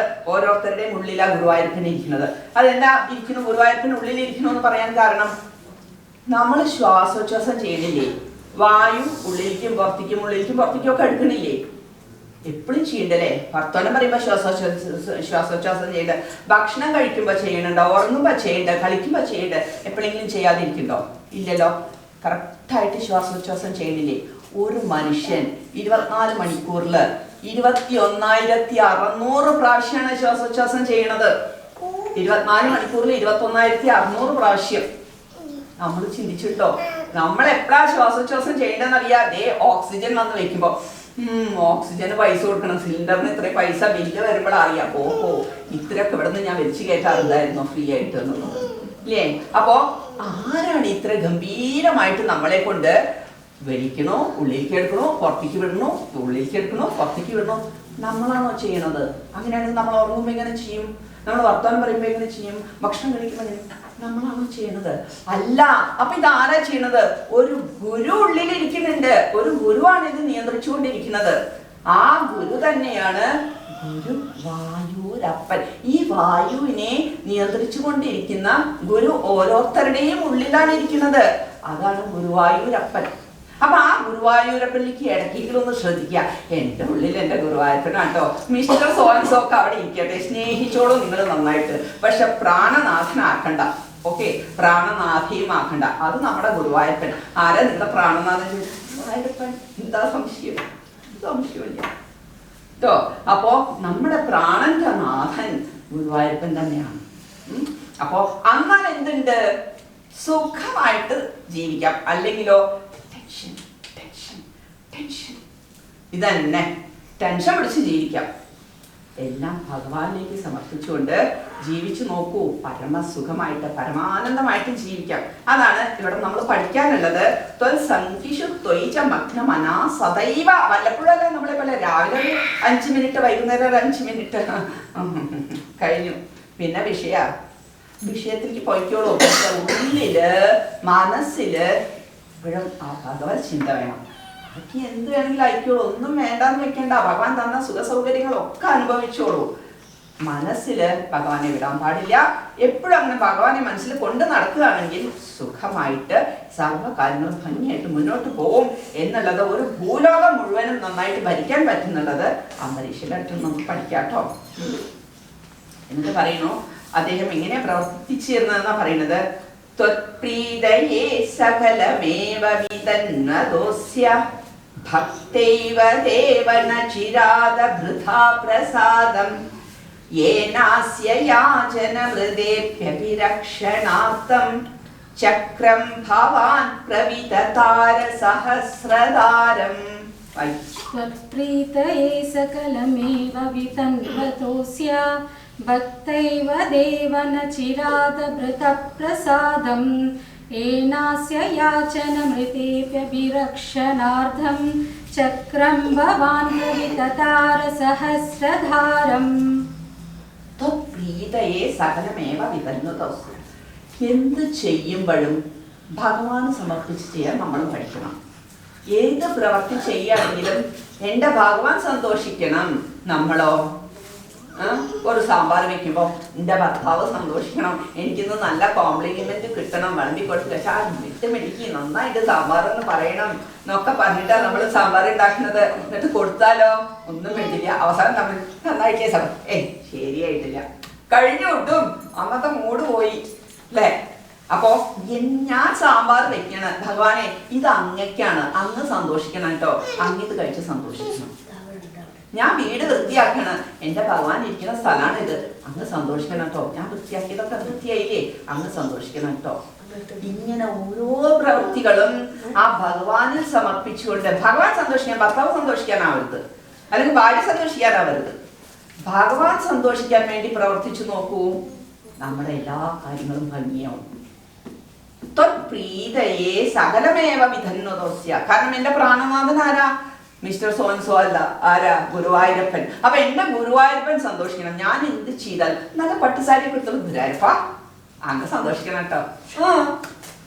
അങ്ങനെ നിങ്ങൾ ചെയ്യുന്ന ഓരോ പ്രവൃത്തികൾക്കും നിങ്ങൾ നോക്കിക്കോളൂ, ഗുരുവായൂരപ്പൻ സന്തോഷിക്കണം എന്ന് വിചാരിച്ചോളൂ. അങ്ങനെ വിചാരിച്ച് ചെയ്തു കഴിഞ്ഞിട്ടുണ്ടെങ്കിൽ എന്താവും? പ്രസാദം പെട്ടെന്ന് പ്രസാദിച്ചു ഗുരുവായൂരപ്പൻ ഇദ്ദേഹത്തിന്റെ പ്രവൃത്തിയില്. എന്തുകൊണ്ടാ? ഭക്തിയേവ ഭക്തി ഉണ്ടായിരുന്നു, അതിൽ നല്ല ഭക്തി ഉണ്ടായിരുന്നു. എല്ലാം ഭഗവാന് സമർപ്പിച്ച് ചെയ്യുന്ന അംബരീഷന്റെ പ്രവൃത്തികളിൽ നല്ല ഭക്തി ഉണ്ടായിരുന്നു. അതുകൊണ്ട് പെട്ടെന്ന് ഭഗവാൻ പ്രസാദിച്ചു. പ്രസാദിച്ചപ്പോ എന്ത് ചെയ്തു? ഏനാസ്യ യാചന മൃതേ രക്ഷണാർത്ഥം ചക്രം ഭവാൻ പ്രവിതതാര സഹസ്രധാരം. ചോദിക്കേണ്ടി വന്നില്ല, അംബരീഷിന് ചോദിക്കേണ്ടി വന്നില്ല, എന്നെ രക്ഷിക്കാൻ എനിക്ക് വല്ലതും അയച്ചു തരുമെന്ന് ഭഗവാനോട് പറഞ്ഞില്ല. യാചിക്കാതെ തന്നെ, യാചന ചോദിക്കാതെ തന്നെ ഭഗവാൻ 1000 മനകളുള്ള ആ സഹസ്രധാരമുള്ള 1000 മനകളുള്ള ചക്രം അംബരീഷന്റെ രക്ഷയ്ക്ക് വേണ്ടി അയച്ചു കൊടുക്കുകയാണ്. ചക്രമേ പൊയ്ക്കോളൂ അംബരീഷന്റെ അടുത്തേക്ക്, അംബരീഷൻ എപ്പോൾ ആപത്ത് വരുമ്പോഴും രക്ഷിച്ചോളണം എന്ന ഓർഡർ ഇട്ടു. ബിക്കോസ് അംബരീഷൻ എന്റെ ഭക്തനാണ്. നമേ ഭക്ത പ്രണശ്യതി, എന്റെ ഭക്തൻ ഒരിക്കലും നശിക്കാൻ ഞാൻ സമ്മതിക്കില്ല. അനന്യ ചിന്തയന്തോമാമേ ജനാപര്യുപാസതേ തേഷാം നിത്യാഭിയുക്താനാം യോഗക്ഷേമം വഹാമ്യഹം. എന്നിൽ തന്നെ മനസ്സർപ്പിച്ചുകൊണ്ട് പ്രവർത്തിക്കുന്നവരുടെ യോഗവും ക്ഷേമവും ഞാൻ നോക്കിക്കോളെന്ന് ഭഗവാൻ പറഞ്ഞിട്ടുണ്ടെങ്കിൽ അത് സത്യമാണ്. നമ്മളെ പോലെ നുണ പറയുന്ന സ്വഭാവം മൂപ്പർക്കില്ല. അതുകൊണ്ട് ഇവിടെ എന്തായി, ചോദിക്കാതെ തന്നെ, കാരണം ഭഗവാൻ അറിയാം അംബരീഷിന് കുറച്ച് കഷ്ടകാലം വരുന്നുണ്ട് എന്ന്. അപ്പൊ ചോദിക്കാതെ തന്നെ ഭഗവാൻ എന്താ അയച്ചു കൊടുത്തു? 1000 മണികളുള്ള ഈ ചക്രം അയച്ചു കൊടുത്തു. അയച്ചു കൊടുത്ത സമയത്ത് എന്തുണ്ടായി? ഇവിടെ സദ്വാദശി വ്രതമതോ ഭവദർശനാർത്ഥം വർഷം ദദൗ മധുവനീയമുനോപഖണ്ഡേ പത്ന്യാ സമം സുമനസാ മഹതീം വിതന്വൻ പൂജാം വിശേഷിസൃജൻ പശുഷഷ്ടികോടിം. സദ്വാദശി വ്രതമതോ ഭവദർശനാർത്ഥം വർഷം ദദൗ മധുവനേയമുനോപഖണ്ഡേ പത്ന്യാ സമം സുമനസാ മഹതീം വിതന്വൻ പൂജാം വിജേഷു വിസൃജൻ പശുഷഷ്ടികോടി. അങ്ങനെ ഇതൊന്നും അംബരീഷിന് അറിയണില്ല കേട്ടോ. തനിക്കിങ്ങനെ അത് വന്നു ചക്രം വന്നിട്ടില്ല എന്നുള്ളതൊന്നും അറിയണ്ടോ ഇല്ലയോ ഒന്നും നമുക്ക് പറയാൻ പറ്റില്ല. എനിവേ അദ്ദേഹം എല്ലാം ഭഗവാന്റെ അർപ്പിച്ച് പ്രവർത്തിക്കുകയാണല്ലോ. അദ്ദേഹം അങ്ങനെ യമുനാ തീരത്തുള്ള മധുവനത്തിൽ വെച്ച് പത്നിയോട് കൂടിയിട്ട് 1 വർഷത്തെ വ്രതം, ദ്വാദശി വ്രതം, നമ്മുടെ ഏകാദശി വ്രതം എന്ന് പറയാ അല്ലേ, ഇവിടെ ദ്വാദശി വ്രതം എന്ന് പറയാ. കാരണം ഏകാദശി ഒരു ദിവസം മുഴുവൻ ഉപവാസം ഇരുന്നിട്ട് ദ്വാദശിയില് പാരണ വീട. അതായത് ഹരിവാസര കാലം ഉണ്ട്, ഹരിവരാസര കാലം ഉണ്ട്. അതായത് ഏകാദശിയുടെ അവസാനത്തെ പാദവും ദ്വാദശിയുടെ ആദ്യത്തെ പാദവും കൂടി ചേർന്ന സമയത്ത് നമ്മൾ പാരണ വീട്ടും വേണം. അങ്ങനെ 1 വർഷം മുടങ്ങാതെ യഥാസമയം പാരണ വീടിക്കൊണ്ട് ഉപവാസവും പാരണ വീടലും ചെയ്തു കഴിഞ്ഞാൽ, അതിന് മുമ്പ് കുറച്ച് പൂജയൊക്കെ ഉണ്ട്, ദ്വാദശി ദിവസത്തിൽ പൂജയൊക്കെ ഉണ്ട്, അത് കഴിഞ്ഞിട്ടാണ് പാരണ വീടലൊക്കെ. അങ്ങനെ ചെയ്തു കഴിഞ്ഞാല് സായുജ്യം കിട്ടും, ഭഗവത് സായുജ്യം കിട്ടും. അപ്പൊ അതിന് വേണ്ടിയിട്ട് ഭഗവാനോടുള്ള ഭക്തി കൊണ്ടാണ് കേട്ടോ. ഏതായാലും പത്ന്യാസമേതം, പത്നിയോട് കൂടിയിട്ട്, പത്നിയും അതുപോലെ തന്നെ വളരെ നല്ല പത്നിയാണ് അംബരീഷന്റെ, 2 പേരും കൂടിയിട്ട് അങ്ങനെയാ പറയാ. ഏത് ഈശ്വരീയമായ കാര്യങ്ങൾ ചെയ്യുകയാണെങ്കിലും അല്ലെങ്കിൽ ക്ഷേത്ര ദർശനങ്ങളൊക്കെ നടത്തുകയാണെങ്കിലും പത്നി ഉണ്ടെങ്കിൽ പത്നിയുടെ കൂടെ വേണം പോകാനായിട്ടും ചെയ്യാനായിട്ടും. അപ്പൊ ബലം കൂടുതൽ കിട്ടും. ഒറ്റയ്ക്ക് ചെയ്യുമ്പോൾ കുറച്ച് ഫലം കുറവേ കിട്ടുള്ളൂ. അപ്പൊ പത്നി ഉള്ളവർ പത്നിയെ കൂട്ടിക്കൊണ്ട് പോകാം അമ്പലത്തിൽ പോകുമ്പോഴും ഒക്കെ. ഇല്ലെങ്കിൽ പിന്നെ പറഞ്ഞിട്ട് നിർത്തില്ല. നമ്മൾ ഗൾഫിലൊക്കെ എല്ലാവർക്കും അങ്ങനെ ജീവിക്കാൻ പറ്റിയെന്നൊന്നും വരില്ലല്ലോ. അപ്പൊ അത് സാരില്ല. അപ്പൊ എന്താണെന്നുണ്ടെങ്കിൽ ഒരുമിച്ച് പോവാ, നല്ല കാര്യങ്ങളിലും സത്സംഗങ്ങളിലും ഒക്കെ ഭാര്യയും ഭർത്താവും കൂടി ഒരുമിച്ച് പോവാം. അങ്ങനെയാവുമ്പോൾ ഫലം കൂടുതലാണ്. ഇവിടെ പത്നിയോട് കൂടിയിട്ട് 1 വർഷത്തെ ദ്വാദശി വ്രതം എടുക്കാനായിട്ട് അദ്ദേഹം തീരുമാനിച്ചു. അപ്പോ വ്രതം എടുക്കുന്നതിന് മുമ്പ് എന്ത് ചെയ്തു? 60 കോടി പശുക്കളെ ബ്രാഹ്മണർക്ക് ദാനം ചെയ്തു എന്നാ പറയുന്നത്. നമ്മൾ വ്രതമൊക്കെ എടുത്തു കഴിയുമ്പോൾ നമ്മൾ കഴിക്കാതിരിക്കില്ലേ, പക്ഷെ പറയാം ദാനം കൂടി ചെയ്യണം. ദാനം അതിൻ്റെ ഒരു പ്രധാന ഭാഗമാണ്. ഞാൻ വ്രതമൊക്കെ അനുഷ്ഠിച്ചു, കഴിഞ്ഞു, ഉപവാസമായിരുന്നു, നന്നായിട്ട് പ്രാർത്ഥിച്ചു ഒക്കെ ചെയ്തു. പക്ഷെ ഒരു പൈസ ഒരാൾക്ക് കൊടുക്കില്ല, അല്ലെങ്കിൽ ഒരു പിടി അരി ഒരു പാവത്തിന് കൊടുക്കില്ല, അത് കാര്യമില്ല. പാവങ്ങൾക്ക് കൊടുക്കണം, എന്തെങ്കിലും ദാനം ചെയ്യണം. അപ്പളേ ആ ഉപവാസം, ആ വ്രതം പരിപൂർണമാവുള്ളൂ.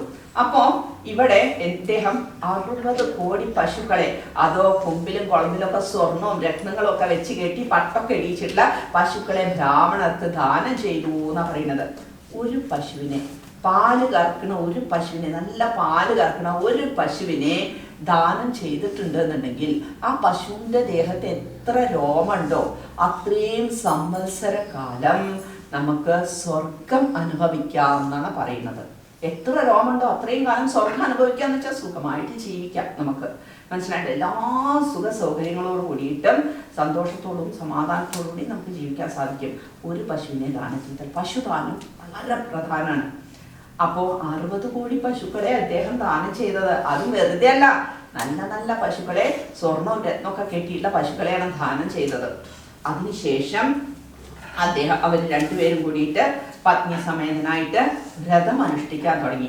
അതായത് 12 മാസങ്ങളിലും വെളുത്ത പക്ഷത്തിലുള്ള ഏകാദശിയാണ് എടുക്കുക. അതിൽ ഏകാദശിയിൽ ഉപവസിച്ച് ദ്വാദശിയിൽ പാരണ വീടണം. പിന്നെ ഓരോ മാസങ്ങളിലും മാസങ്ങളുടെ മാർഗശീർഷം, പൗഷ്യം, മാഘം, ഫാൽഗുണം, ചൈത്രം എന്നൊക്കെ പറഞ്ഞിട്ടാണ് ഓരോ മാസങ്ങളുടെ പേര്. ഈ ഓരോ മാസത്തിലും ഭഗവാനെ കേശവൻ, നാരായണൻ, മാധവൻ, ഗോവിന്ദൻ, വിഷ്ണു, മധുസൂദനൻ, ത്രിവിക്രമൻ, അങ്ങനെ ശ്രീധരൻ, ദാമോദരൻ എന്നൊക്കെ കാർത്തിക മാസത്തിൽ ദാമോദരനായിട്ടാണ് ഭഗവാനെ പൂജിക്കേണ്ടത്. ഇങ്ങനെ ഓരോ പേരിലും ഭഗവാനെ പൂജിച്ച് പാരണ വീട്ടി അങ്ങനെ ചെയ്യണതാണ് ഈ വ്രതം. ഇങ്ങനെ 12 മാസം മുടങ്ങാതെ ചെയ്യണം. ഏതെങ്കിലും ഒരു ദിവസം മുടങ്ങി കഴിഞ്ഞാൽ കഴിഞ്ഞു. ബാക്കി എത്ര മാസം ചെയ്താലും ഒരു ദിവസത്തെ പാരണ കറക്റ്റ് ടൈമിന് മുടങ്ങിയാൽ ഇത് മുഴുവൻ പോയ ഫലമാണ്, ഒന്നും ചെയ്യാത്ത ഫലമാവും. അങ്ങനെ ഒരു പ്രശ്നമുണ്ട് ഈ ഒരു പ്രത്യേക ഉപവാസത്തിന്. ഏതായാലും അങ്ങനെ ഇദ്ദേഹം 11 മാസം കറക്റ്റായിട്ട് ഉപവസിച്ചു. 12ാമത്തെ കാർത്തിക മാസം, ദാമോദര മാസം, ലാസ്റ്റ് മാസമാണ്. ആ മാസത്തില് ഇനി ഉപവസിച്ച് പിറ്റേ ദിവസം പാരണ വീടാൻ പോവാണ് കേട്ടോ. തത്രൈവ പാരണദിനേ ഭവദർശനാദേ ദുർവാസസാസ്യ മുനിനാ ഭവനം പ്രഭേദേ ഭോക്തും മൃതശ്ച സനൃപേണ പരാതിശീലോ മന്ദം ജഗാമയമുനാം നിയമാൻ വിധാസ്യൻ. തത്രാതപാരണദിനേ ഭവദർശനാന്തേ ദുർവാസസാസ്യ മുനിനാ ഭവനം പ്രഭേദേ ഭോക്തും മൃതശ്ച വിപരേണ പരാതിശീലോ മന്ദം ജഗാമയമുനാം നിയമാൻ വിധാസ്യൻ.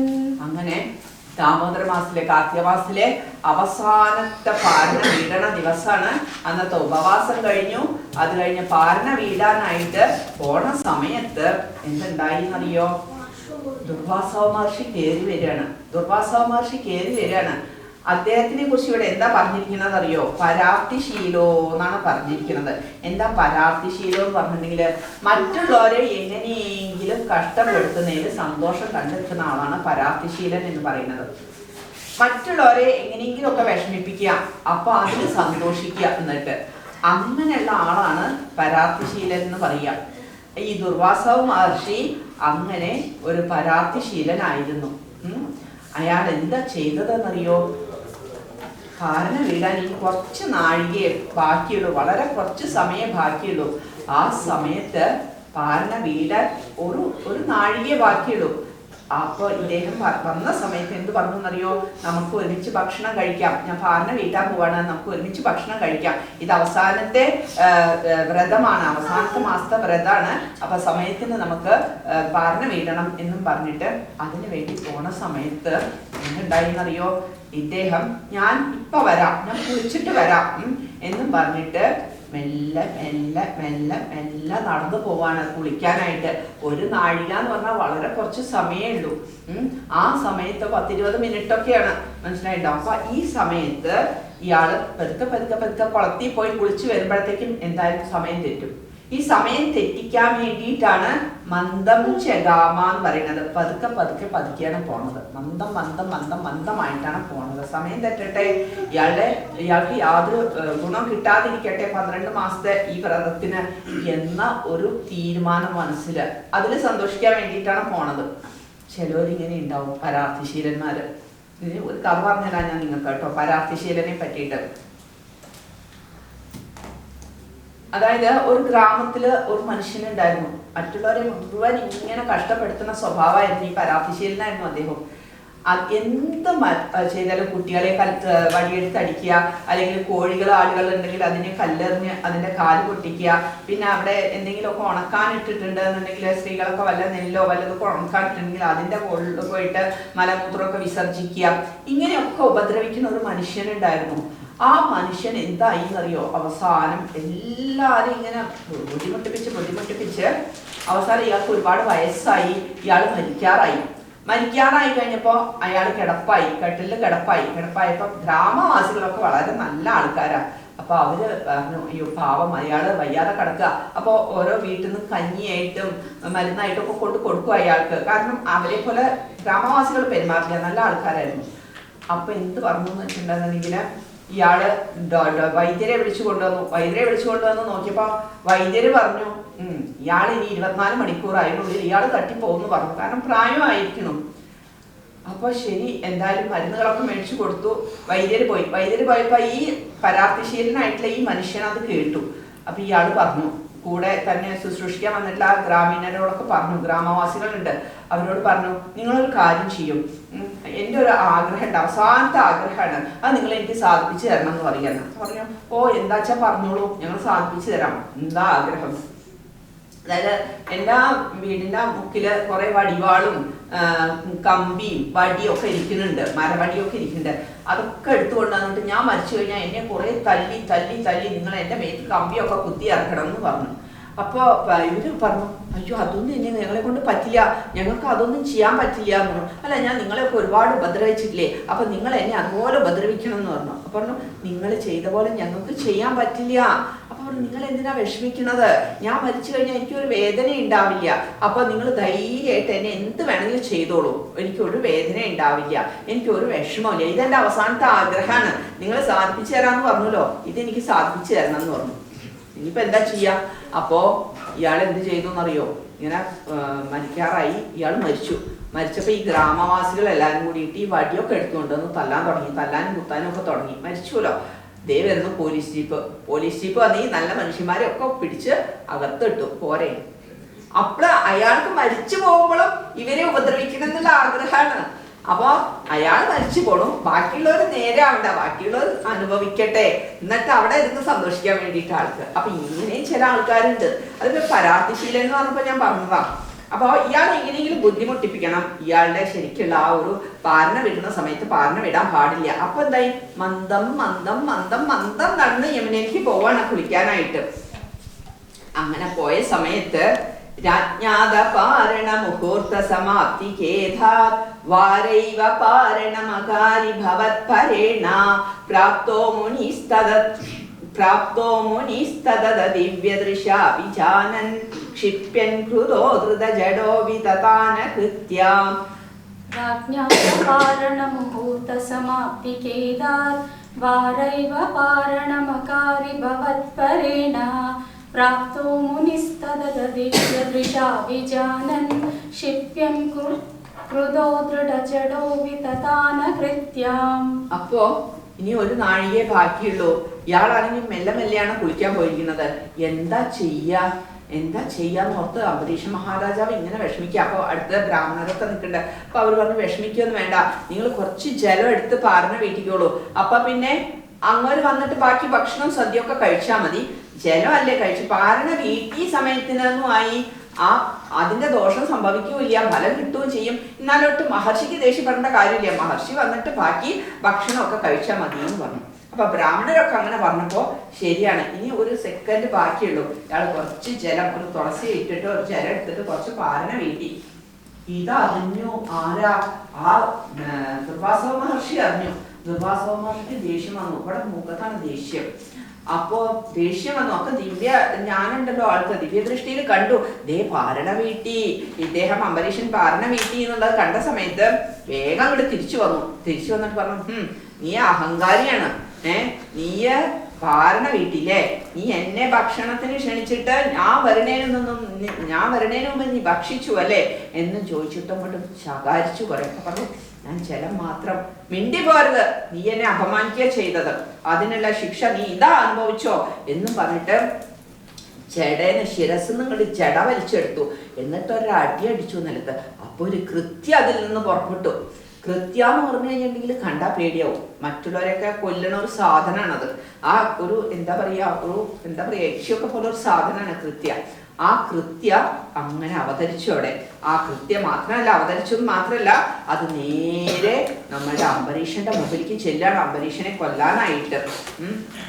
അങ്ങനെ ചെന്ന സമയത്ത് ഇവിടെ പറയുന്നു, കൃത്യാം ച താമസിധരാം ഭുവനം ദഹന്തീം അഗ്രേ വിവീക്ഷ്യ നിർവതിർന്ന പദാച്ച കമ്പേ ത്വദ്ഭക്തപാദമഭിവീക്ഷ്യ സുദർശനം തേ കൃത്യാനനം ശലഭയൻ മുനിമന്വധാവീ.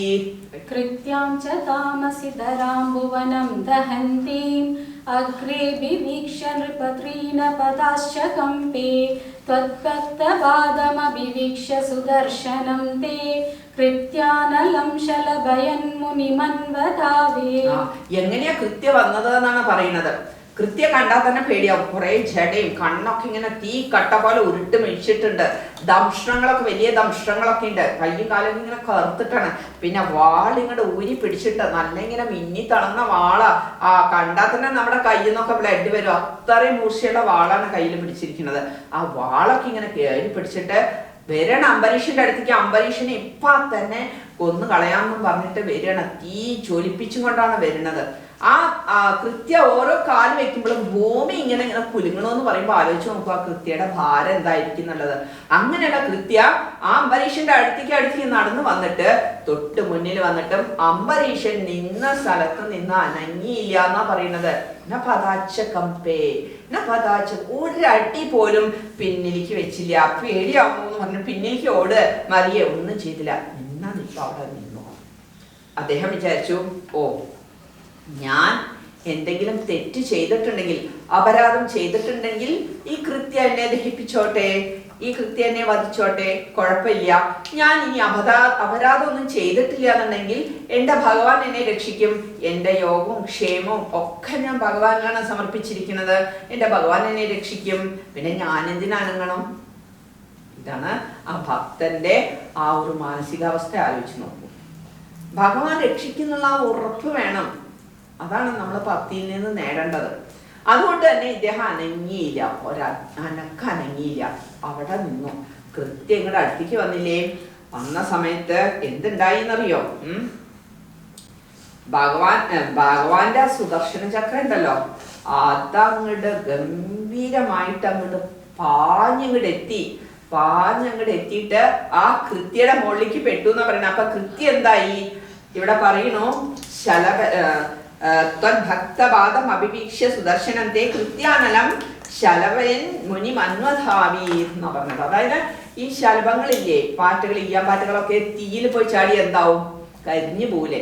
ഇതേപോലെ തന്നെ ഈ ചക്രം ചെന്ന് ഈ കൃത്യയെ പിടിച്ചപ്പോ കൃത്യ ഈയാമ്പാറ്റ തീയിൽ പെട്ട പോലെ ജ്വലിച്ച് ഭസ്മമായിട്ട് പോയി. അങ്ങനെ ആ സൗമാഷി നോക്കിയപ്പോ ദേ വരണു, എന്റെ കൃത്യനെ ഭസ്മാക്കി കളഞ്ഞിട്ടില്ല. ആ തീകോളം ഇങ്ങനെ തന്റെ അടുത്തേക്കാ വരുന്നത്. ആ ചക്രം കറങ്ങി സ്പീഡിലാ വരുന്നത്.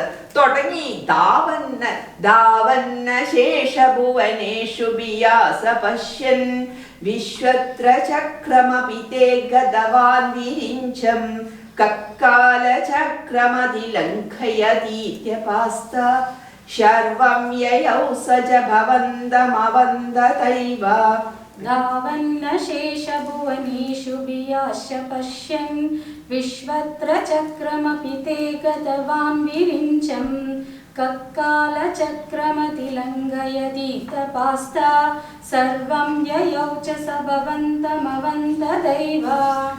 ദുർവാസാവ് ഓടാൻ തുടങ്ങി. ധാവന്ന ശേഷഭുവനം. ഇതുവരെ എങ്ങനെയാ പോയത്? നേരത്തെ പോയത് ഓർമ്മയില്ലേ? മന്ദം ചഗാമ.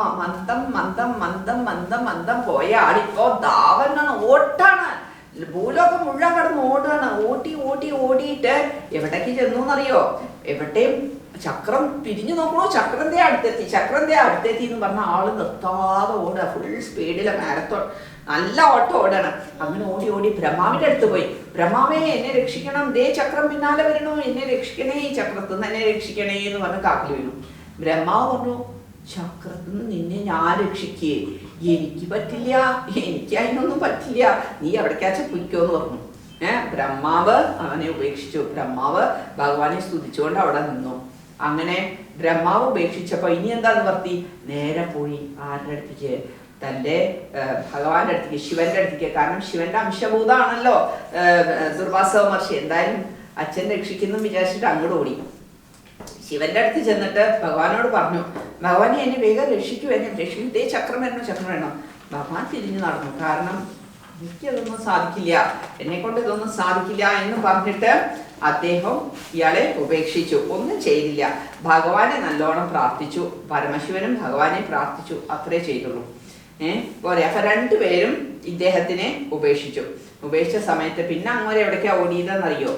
ഭൂയോ ഭവൻ നിലയമേത്യ മുനിം നമന്തം പ്രോജേ ഭവാനഹമൃഷേന്നനുഭക്തദാസ ജ്ഞാനം തവശ്ച വിനയാൻവിതമേവ മാന്യം യാഹ്യംബരീഷ പദമേവ ഭജേതി ഭൂമൻ. ഭൂയോ ഭവന്നിലയമേത്യമുനിം നമന്തം പ്രോചേ ഭവന്നഹമൃഷേനനു ഭക്തദാസ ജ്ഞാനം തപശ്ച വിനയാൻവിതമേവ മാന്യം യായംബരീഷ പദമേവ ഭജേതി ഭൂമൻ. അപ്പോ ഇവർ രണ്ടുപേരും ഉപേക്ഷിച്ചു. ഇനി ഒരാളിനെ ഉള്ളൂ. ആരാ? വൈകുണ്ഠവാസിയായിട്ടുള്ള ഭഗവാൻ വിഷ്ണു തന്നെ ഉള്ളൂ. ഇനി ഭഗവാൻ വിഷ്ണുവിനെ പോയിട്ട് ഭജിക്കാം എന്നും പറഞ്ഞിട്ട് വൈകുണ്ഠത്തിലേക്ക് ഓടി കയറിയിട്ട് ഭഗവാനോട് പറഞ്ഞു, ഭഗവാനെ എന്നെ രക്ഷിക്കണം, ദേ വരണോ, ഈ ചക്രം വരണോ, എന്നെ രക്ഷിക്കണേ എന്ന് പറഞ്ഞു. അപ്പൊ ഭഗവാൻ നോക്കിയിട്ട് പറഞ്ഞു, ദുർവാസാവേ, എനിക്കെങ്ങനെയാ തന്നെ രക്ഷിക്കാൻ പറ്റുക? ഞാൻ ഭക്തന്മാരുടെ ദാസനാണ്, ഭക്തന്മാർക്ക് അധീനനാണ്. ഭക്തന്മാരെ മറികടന്ന് എനിക്കൊന്നും ചെയ്യാൻ പറ്റില്ല. എനിക്കൊരു സ്വാതന്ത്ര്യം ഇല്ല. കാരണം എന്ന് ഞാൻ ഭക്തന്മാരുടെ ദാസനായിട്ടേ പ്രവർത്തിച്ചിട്ടുള്ളൂ. ഇനിയും ഞാൻ അങ്ങനെ പ്രവർത്തിക്കുള്ളൂ. അത് കാരണം എനിക്കൊന്നും ചെയ്യാൻ പറ്റില്ല ദുർവാസാവേ. അത് കാരണം തനിക്ക് എന്താ കുഴപ്പമെന്നറിയോ? തനിക്ക് നല്ല ജ്ഞാനശക്തി ഉണ്ട്, തനിക്ക് നല്ല തപശക്തി ഉണ്ട്, തപസ്സും ജ്ഞാനവും നല്ലോണം ഉണ്ട്. പക്ഷെ വിനയമില്ല. വിനയത്തോടു കൂടിയിട്ടുള്ള തപസ്സും ജ്ഞാനവും ആണെങ്കിലേ എല്ലാവരും ബഹുമാനിക്കുള്ളൂ. അത് തനിക്ക് വിനയമില്ല. കാരണം അഹങ്കാരം കൂടി. എപ്പോഴും വിനയമില്ലെങ്കിൽ പിന്നെ എന്താ ഉണ്ടാവുക? അവിടെ അഹങ്കാരം, ഞാൻ എന്നുള്ള ഭാവം. അത് ഭഗവാൻ ഒട്ടും സഹിക്കില്ല. അഹങ്കാരം വന്നു കഴിഞ്ഞാൽ പിന്നെ എന്തുണ്ടായിട്ടും കാര്യമില്ല. ധനം ഉണ്ടായിട്ടോ, പദവി ഉണ്ടായിട്ടോ, വലിയ പൊസിഷൻ ഉണ്ടായിട്ടോ, കുറെ പഠിപ്പുണ്ടായിട്ടോ ഒന്നും കാര്യമില്ല. അഹങ്കാരം വന്നാൽ നാശമാണ് പിന്നെ. അപ്പോ അതാണ് ഇവിടെ ദുർവാസാവിനോട് പറഞ്ഞു കൊടുക്കുന്നത്. തനിക്ക് നല്ല തപശക്തി ഉണ്ട്, പക്ഷേ ജ്ഞാനശക്തി ഉണ്ട്, സർവജ്ഞാനിയാണ് ദുർവാസാവ്. പറഞ്ഞിട്ട് എന്താ കാര്യം? തനിക്ക് വിനയമില്ല. ഇനി വിനയമില്ലാതെ ഇത് ഉണ്ടായിട്ടൊരു കാര്യമില്ല. വിനയം ഉണ്ടെങ്കിലേ തൻ്റെ തപസ്സും തൻ്റെ ജ്ഞാനമൊക്കെ മാനിക്കപ്പെടുന്നുള്ളൂ. അത് കാരണം ഒരു കാര്യം ചെയ്യാം, താൻ ഏതായാലും എൻ്റെ ഭക്തന്റെ അടുത്തേക്ക് എന്നെ വിട്ടോളൂ, അംബരീഷന്റെ അടുത്തേക്ക് പോയിക്കോളൂ. അംബരീഷൻ വളരെ നല്ല വ്യക്തിയാണ്. അങ്ങോർക്ക് മിത്രമെന്നോ ശത്രുവെന്നോ എന്നുള്ള ഭേദമൊന്നും അദ്ദേഹത്തിനില്ല. എല്ലാവരിലും ഒരേപോലെയാണ് അംബരീഷൻ. എല്ലാവരിലും ഈശ്വരനെ മാത്രമേ അംബരീഷൻ കാണുള്ളൂ. അതുകൊണ്ട് താൻ അംബരീഷനെ പോയിട്ട് ശരണം പ്രാപിച്ചോളൂ എന്ന് പറയണം. ഇപ്പൊ നിവർത്തിയില്ല. തിരിഞ്ഞു ഓടി, ഓട്ടം ഓടിയിട്ട് എവിടെ എത്തി? താവത് സമീത്യ മുനിനാ സഗൃഹീത പാദോ രാജാപസൃത്യ ഭവദസ്ത്രമസാവനൗഷീത് ചക്രേ ഗദേ മുനിരദാദഖിലാശിഷോസ്മൈ ത്വൽഭക്തിമാഗസി കൃതേപി കൃപാം ച ശംസൻ. താവത് സമേത്യ മുനിനാ സഗൃഹീത പാദോ രാജാപസൃജ്യത ഭവത് അസ്ത്രമസാവനൗഷീത് ചക്രേ ഗതേ മുനിരദാ അഖിലാശിഷോസ്മൈ ത്വദ്ഭക്തിമാഗസി കൃതേപി കൃപാം ച സംശൻ. അങ്ങനെ അംബരീഷൻ അവിടെ നിൽക്കാണ്. ദേ ഓടിക്കൊണ്ട് വരുന്നു. നല്ല ഓട്ട ഓടുന്നു കേട്ടോ. മന്ദം നടന്നു പോയാൾ അസല ഓട്ട ഓടുന്നു. ഓടി വന്നങ്ങോട്ട് വീഴാണ്. അംബരീഷന്റെ കാക്കല് വീണ് നമസ്കരിക്കുകയാണ്. എന്നെ രക്ഷിക്കണേ എന്ന് പറഞ്ഞിട്ട്. അപ്പൊ അംബരീഷൻ അപ്പൊ ഒന്ന് പിന്നിലേക്ക് മാറി. കൃത്യം വന്നപ്പോ പിന്നിലേക്ക് മാറിയില്ല. നേരത്തെ പറഞ്ഞില്ലേ, നിന്നോടത്ത് നിന്ന പതാച്ച കമ്പയെന്ന് പറഞ്ഞില്ലേ, നിന്നോടത്തുനിന്ന് ഒരടി അനങ്ങിയില്ല. അംബരീഷൻ വന്ന് കാക്കല് വീണപ്പോ, അങ്ങ് വലിയ ബ്രാഹ്മണനാണ്, അങ്ങ് എന്താ കാണിക്കുന്നത്? ബ്രഹ്മർഷിയാണ് അങ്ങ് എന്നെ നമസ്കരിക്കേ, അരുതേ, എന്നെ അങ്ങ് ഒരിക്കലും നമസ്കരിക്കരുത്, എഴുന്നേക്കൂ എന്ന് പറഞ്ഞിട്ട് അദ്ദേഹം തൊഴുത് നമസ്കരിക്കുക നമ്മളുടെ ആരാ? അംബരീഷൻ. അപ്പൊ വേഗം അംബരീഷൻ എണീറ്റു. എന്നിട്ട് ദുർവാസാവ് എഴുന്നേറ്റു. എന്നിട്ട് അംബരീഷൻ എന്ത് ചെയ്തു എന്നറിയോ? അങ്ങനെ ആ ഭഗവാന്റെ ആ സുദർശന ചക്രത്തെ നല്ലപോലെ അങ്ങോട്ട് സ്തുതിച്ചു. നല്ലപോലെ സ്തുതിച്ചിട്ട് പറഞ്ഞു, ഇദ്ദേഹത്തെ രക്ഷിക്കണേ, യാതൊരു ആപത്തും സംഭവിക്കരുതേ, ഇദ്ദേഹത്തെ രക്ഷിക്കണേ ഭഗവാനെ എന്ന് പറഞ്ഞ് ഭഗവാനോട് പ്രാർത്ഥിച്ച സമയത്ത് ഈ സുദർശന ചക്രം ശാന്തമായിട്ട് അതങ്ങനെ തിരിഞ്ഞുപോയി. അങ്ങനെ തിരിഞ്ഞുപോയ സമയത്ത് വളരെ അതിശയായി ദുർവാസാവിന്. എന്താ കഥ? താൻ കൊല്ലാൻ നോക്കിയ ആള് തന്നെ ഇപ്പൊ രക്ഷിക്കണു. ഇതിനും ഇത് എന്താ ഒരു സന്തോഷം വേണ്ടത്? ഇത്രയും വലിയ വിപത്തിൽ നിന്ന് അംബരീഷൻ ദുർവാസാവിനെ രക്ഷിച്ചു എന്നറിഞ്ഞപ്പോ ദുർവാസാവിന് വളരെ സന്തോഷമായി. ഒരുപാട് അനുഗ്രഹങ്ങളും വരങ്ങളും എല്ലാം ആശീർവാദങ്ങളും എല്ലാം അംബരീഷന് കൊടുത്തു നമ്മളുടെ ദുർവാസാവ്. അതിനുശേഷം രാജാ പ്രതീക്ഷ്യ മുനിമേഘസമാമനാശ്വാൻ സംഭോജ്യ സാധുതം ഋഷിം വിസൃജൻ പ്രസന്നം ഭുക്ത്വാ സ്വയം രതി തദോ വിരടം രഥോഭൂത് സായുജ്യമാപജ സമാം പവനേശപായ. സർവത്ര ഗോവിന്ദനാമ സങ്കീർത്തനം. ഗോവിന്ദ ഗോവിന്ദ.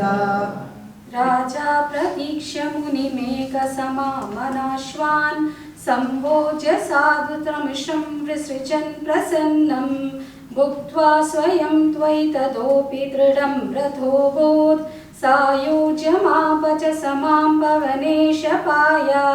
सर्वत्र गोविन्दनाम सङ्कीर्तनं. गोविन्द गोविन्द. അങ്ങനെ ഈ രാജാവിനെ പ്രതീക്ഷിച്ചുകൊണ്ട് ഒരൊറ്റ വർഷമായി അംബരീഷൻ കാത്തു നിൽക്കണു. ഈ ഒരു വർഷത്തോളം അംബരീഷൻ മഹാരാജാവ് ജലപാനം ചെയ്തു എന്നല്ലാതെ ഒരു ഭക്ഷണവും കഴിച്ചിട്ടില്ല. അന്ന് ഭക്ഷണത്തിന് വിളിച്ചതാണ് മുനിയെ. അന്ന് മുനി ഇങ്ങനെയൊക്കെ ചെയ്ത് ഓടിപ്പോയില്ലേ അവിടുന്ന്. അതിനുശേഷം ഇന്നേക്ക് ഒരു വർഷം തികയാണ്. ഇന്ന് വരെയും അംബരീഷൻ വെറും ജലം മാത്രം പാനം ചെയ്തിട്ട് ഇരിക്കുകയാണ്. ഒരു ഭക്ഷണവും കഴിച്ചിട്ടില്ല. ഇന്ന് അംബരീഷൻ മുനിയെ വിളിച്ചു. നല്ല സദ്യ അവിടെ ഒരുക്കിയിട്ടുണ്ട്. അങ്ങനെ മുനിയെ വിളിച്ച് സ്വീകരിച്ചിരുത്തി നല്ല സദ്യയൊക്കെ വിളമ്പിക്കൊടുത്ത് നല്ലോണം അദ്ദേഹത്തെ ഭുജിപ്പിച്ചു, നല്ലോണം കഴിപ്പിച്ചു.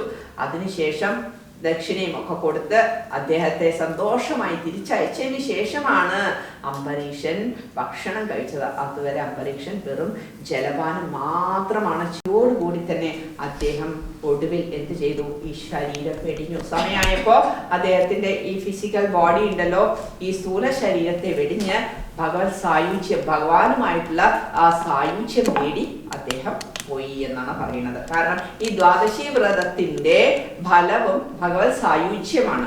അപ്പൊ അങ്ങനെ അദ്ദേഹം കുറെ നാൾ പിന്നെയും ജീവിച്ചു. വളരെ ഭക്തനായിട്ട് ഭഗവാനെ സേവിച്ചുകൊണ്ട് ഒരുപാട് കാലം പിന്നെയും ജീവിച്ച ശേഷം അവസാനം ശരീരം വെടിഞ്ഞ് അദ്ദേഹം ഭഗവത് സായുജ്യം നേടി എന്നാണ് പറയുന്നത്.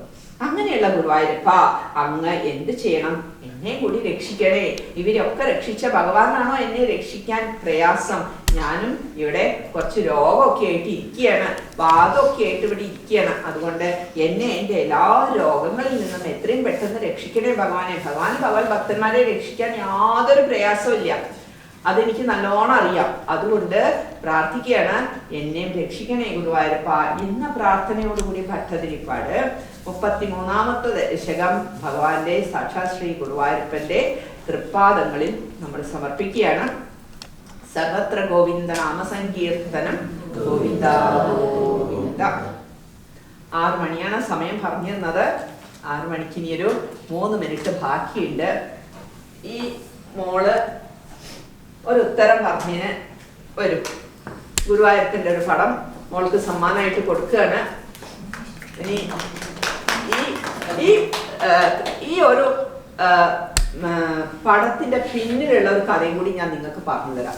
ഒരു 3 മിനിറ്റ് ഉണ്ട്, അതിൽ ഞാൻ പറഞ്ഞു തരാം. അതായത് ഒരു സ്ത്രീ, ഒരു തമിഴ് സ്ത്രീയാണ്.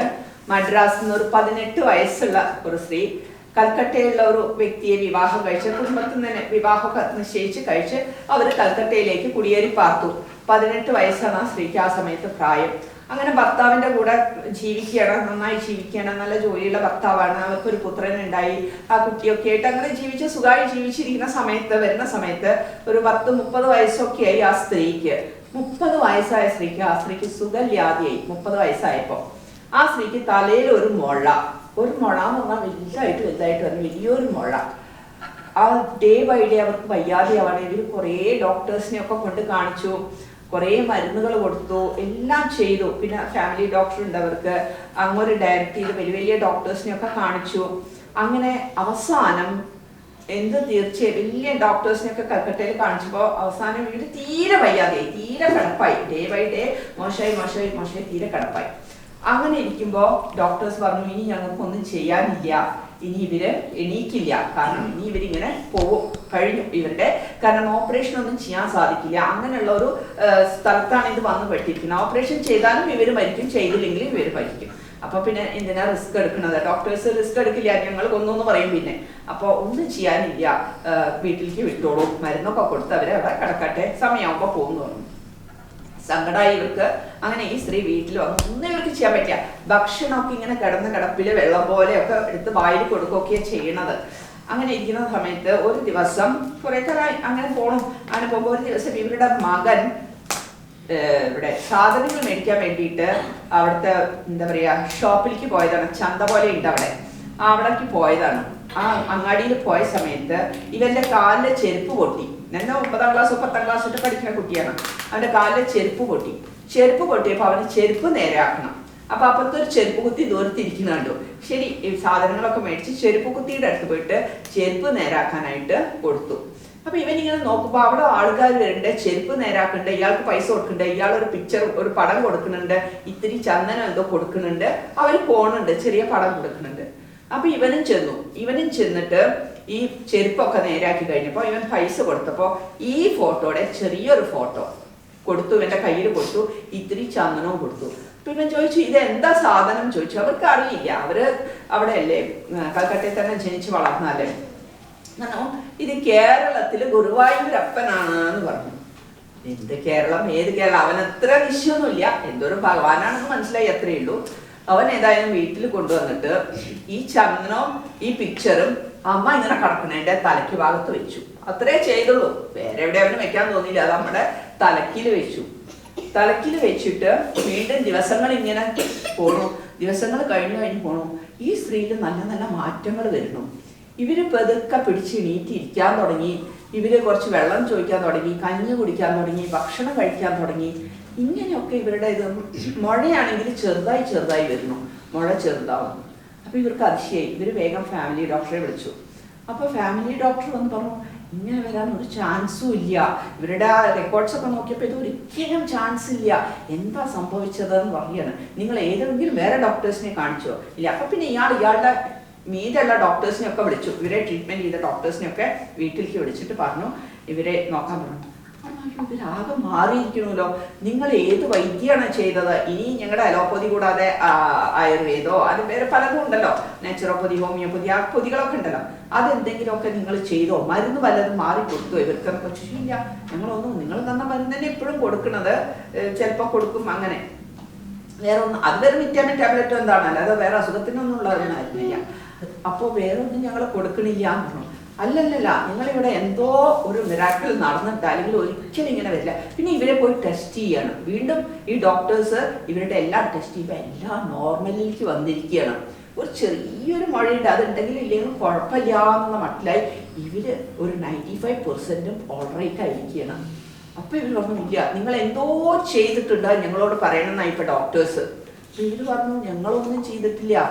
പിന്നെ ഇവര് നോക്കി പറഞ്ഞു ഇങ്ങനെ ഒരു പടം മകൻ കൊണ്ടുവന്നിട്ട് തലക്കിൽ വെച്ച് കൊടുത്തിട്ടുണ്ട്, ഈ പടം വെച്ചിട്ടുണ്ട് തലയുടെ ഭാഗത്ത്, വേറെ ഒന്നും ചെയ്തിട്ടില്ല എന്ന് പറഞ്ഞു. അപ്പൊ ഡോക്ടേഴ്സിന് മനസ്സിലായി ശരിയാ, ഭഗവാൻ മാത്രമേ ഇവരെ നേരാക്കാൻ പറ്റുള്ളൂ. കാരണം ഞങ്ങളും ഭഗവാന്റെ കയ്യിലാണ് ഇവരെ ഏൽപ്പിച്ചത്, കിട്ടുന്ന ഞങ്ങൾക്ക് പ്രതീക്ഷ ഉണ്ടായില്ല, ഈ ഭഗവാൻ തന്നെയാണ് ഇവരെ രക്ഷിച്ചത് എന്ന് പറഞ്ഞു. അങ്ങനെ ഈ സ്ത്രീ എന്ത് ചെയ്തു? ഈ സ്ത്രീക്ക് മനസ്സിലായി, ഈ സ്ത്രീക്കും അറിയാം, എല്ലാം അറിയാം, കൈവിട്ടതാണ്, എല്ലാവരും കൈവിട്ടാണ്. ഈ സ്ത്രീ ഈ പിക്ചറും എടുത്തിട്ട് ആദ്യമായിട്ട് ഗുരുവായൂരിലേക്ക് വരികയാണ്.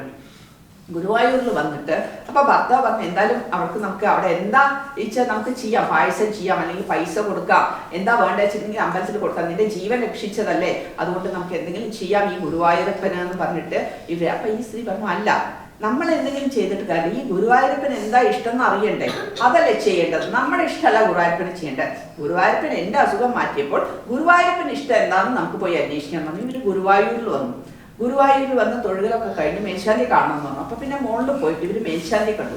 മേൽശാന്തി കണ്ടിട്ട് ചോദിച്ചു നിങ്ങളുടെ ഗുരുവായൂരപ്പന് ഏറ്റവും ഇഷ്ടം എന്താണ്? എനിക്കിവിടെ വഴിപാട് ചെയ്യണമെന്നുണ്ട്. അപ്പോൾ അപ്പാണോ, പഴാണോ, മലരാണോ, അല്ലെങ്കിൽ വേറെ എന്തെങ്കിലും ആണോ, പാൽപ്പായസമാണോ, വെണ്ണയാണോ, ഏറ്റവും ഇഷ്ടം എന്താന്ന് പറഞ്ഞാൽ അതെനിക്ക് വഴിപാടായിട്ട് ചെയ്യാൻ വേണ്ടിയിട്ടാണ്. എന്നെ രക്ഷിച്ച ഭഗവാനാണ് ഇത്, എന്നെ മരണത്തിൽ നിന്ന് രക്ഷിച്ച ഭഗവാനാണ് ഈ ഗുരുവായൂരപ്പൻ എന്ന് പറഞ്ഞു. അപ്പോൾ ആ തിരുമേനി മേൽശാന്തി പറഞ്ഞു ഇതൊന്നും അല്ല അയാൾക്ക് ഇഷ്ടം, ഗുരുവായൂരപ്പന് ഇഷ്ടം എന്താന്ന് ചോദിച്ചു കഴിഞ്ഞെങ്കിൽ ശ്രീമൻ നാരായണിയാണ് ഇഷ്ടം, ഏറ്റവും കൂടുതൽ ഇഷ്ടം നാരായണിയാണ്. കാരണം എന്താ വെച്ചിട്ടുണ്ടെങ്കിൽ ബാക്കിയുള്ള പ്രസാദങ്ങളോ നിവേദ്യങ്ങളോ എന്തെങ്കിലും ഒന്ന് കുറച്ച് വൈകലും ഒന്നും പറയാറില്ല. പക്ഷെ ഒരു ദശകം നാരായണീയം ഇദ്ദേഹത്തിന്റെ ചെവിയിൽ ചൊല്ലി കൊടുത്തിട്ടില്ലെങ്കിൽ എനിക്ക് ഇരിക്കപ്പുറത്ത് കിട്ടാറില്ല അവിടെ. അത് കാരണം ഞാൻ മനസ്സിലാക്കിയെടുത്തോളം, ഞാൻ മേൽശാന്തിയായി വന്ന് പൂജിച്ച് മനസ്സിലാക്കിയെടുത്തോളം ഈ ഗുരുവായൂരപ്പന് ഏറ്റവും ഇഷ്ടം നാരായണീയാണ് എന്ന് പറഞ്ഞു. നാരായണീയോ അങ്ങനെ പറഞ്ഞാൽ എന്താ സാധനം ചോദിച്ചു. അതൊരു ഗ്രന്ഥാണ്, ഒരു പുസ്തകമാണ്. ഭഗവാനെ കുറിച്ച് എഴുതിയിട്ടുള്ള എല്ലാ അവതാരങ്ങളും ലീലകളും എല്ലാം എഴുതി ഭട്ടതിരിപ്പാട് വാതരോഗം മാറി ഭഗവാൻ സാക്ഷാൽ ഭഗവാന്റെ ദർശനം കിട്ടിയിട്ടുണ്ട്. അങ്ങനത്തെ ഒരു പുസ്തകമാണ്. ഈ ശ്രമിച്ചു തമിഴിൽ കിട്ടുമോ ഇത്? എനിക്ക് വേറെ ഭാഷ അറിയില്ല, തമിഴിൽ കിട്ടുമോ? ഓ തമിഴിൽ കിട്ടൂലോ, അന്വേഷിച്ചോളൂ, കിട്ടും എന്ന് പറഞ്ഞു. എന്നിട്ട് ഈ സ്ത്രീ എന്താ ചെയ്തറിയോ?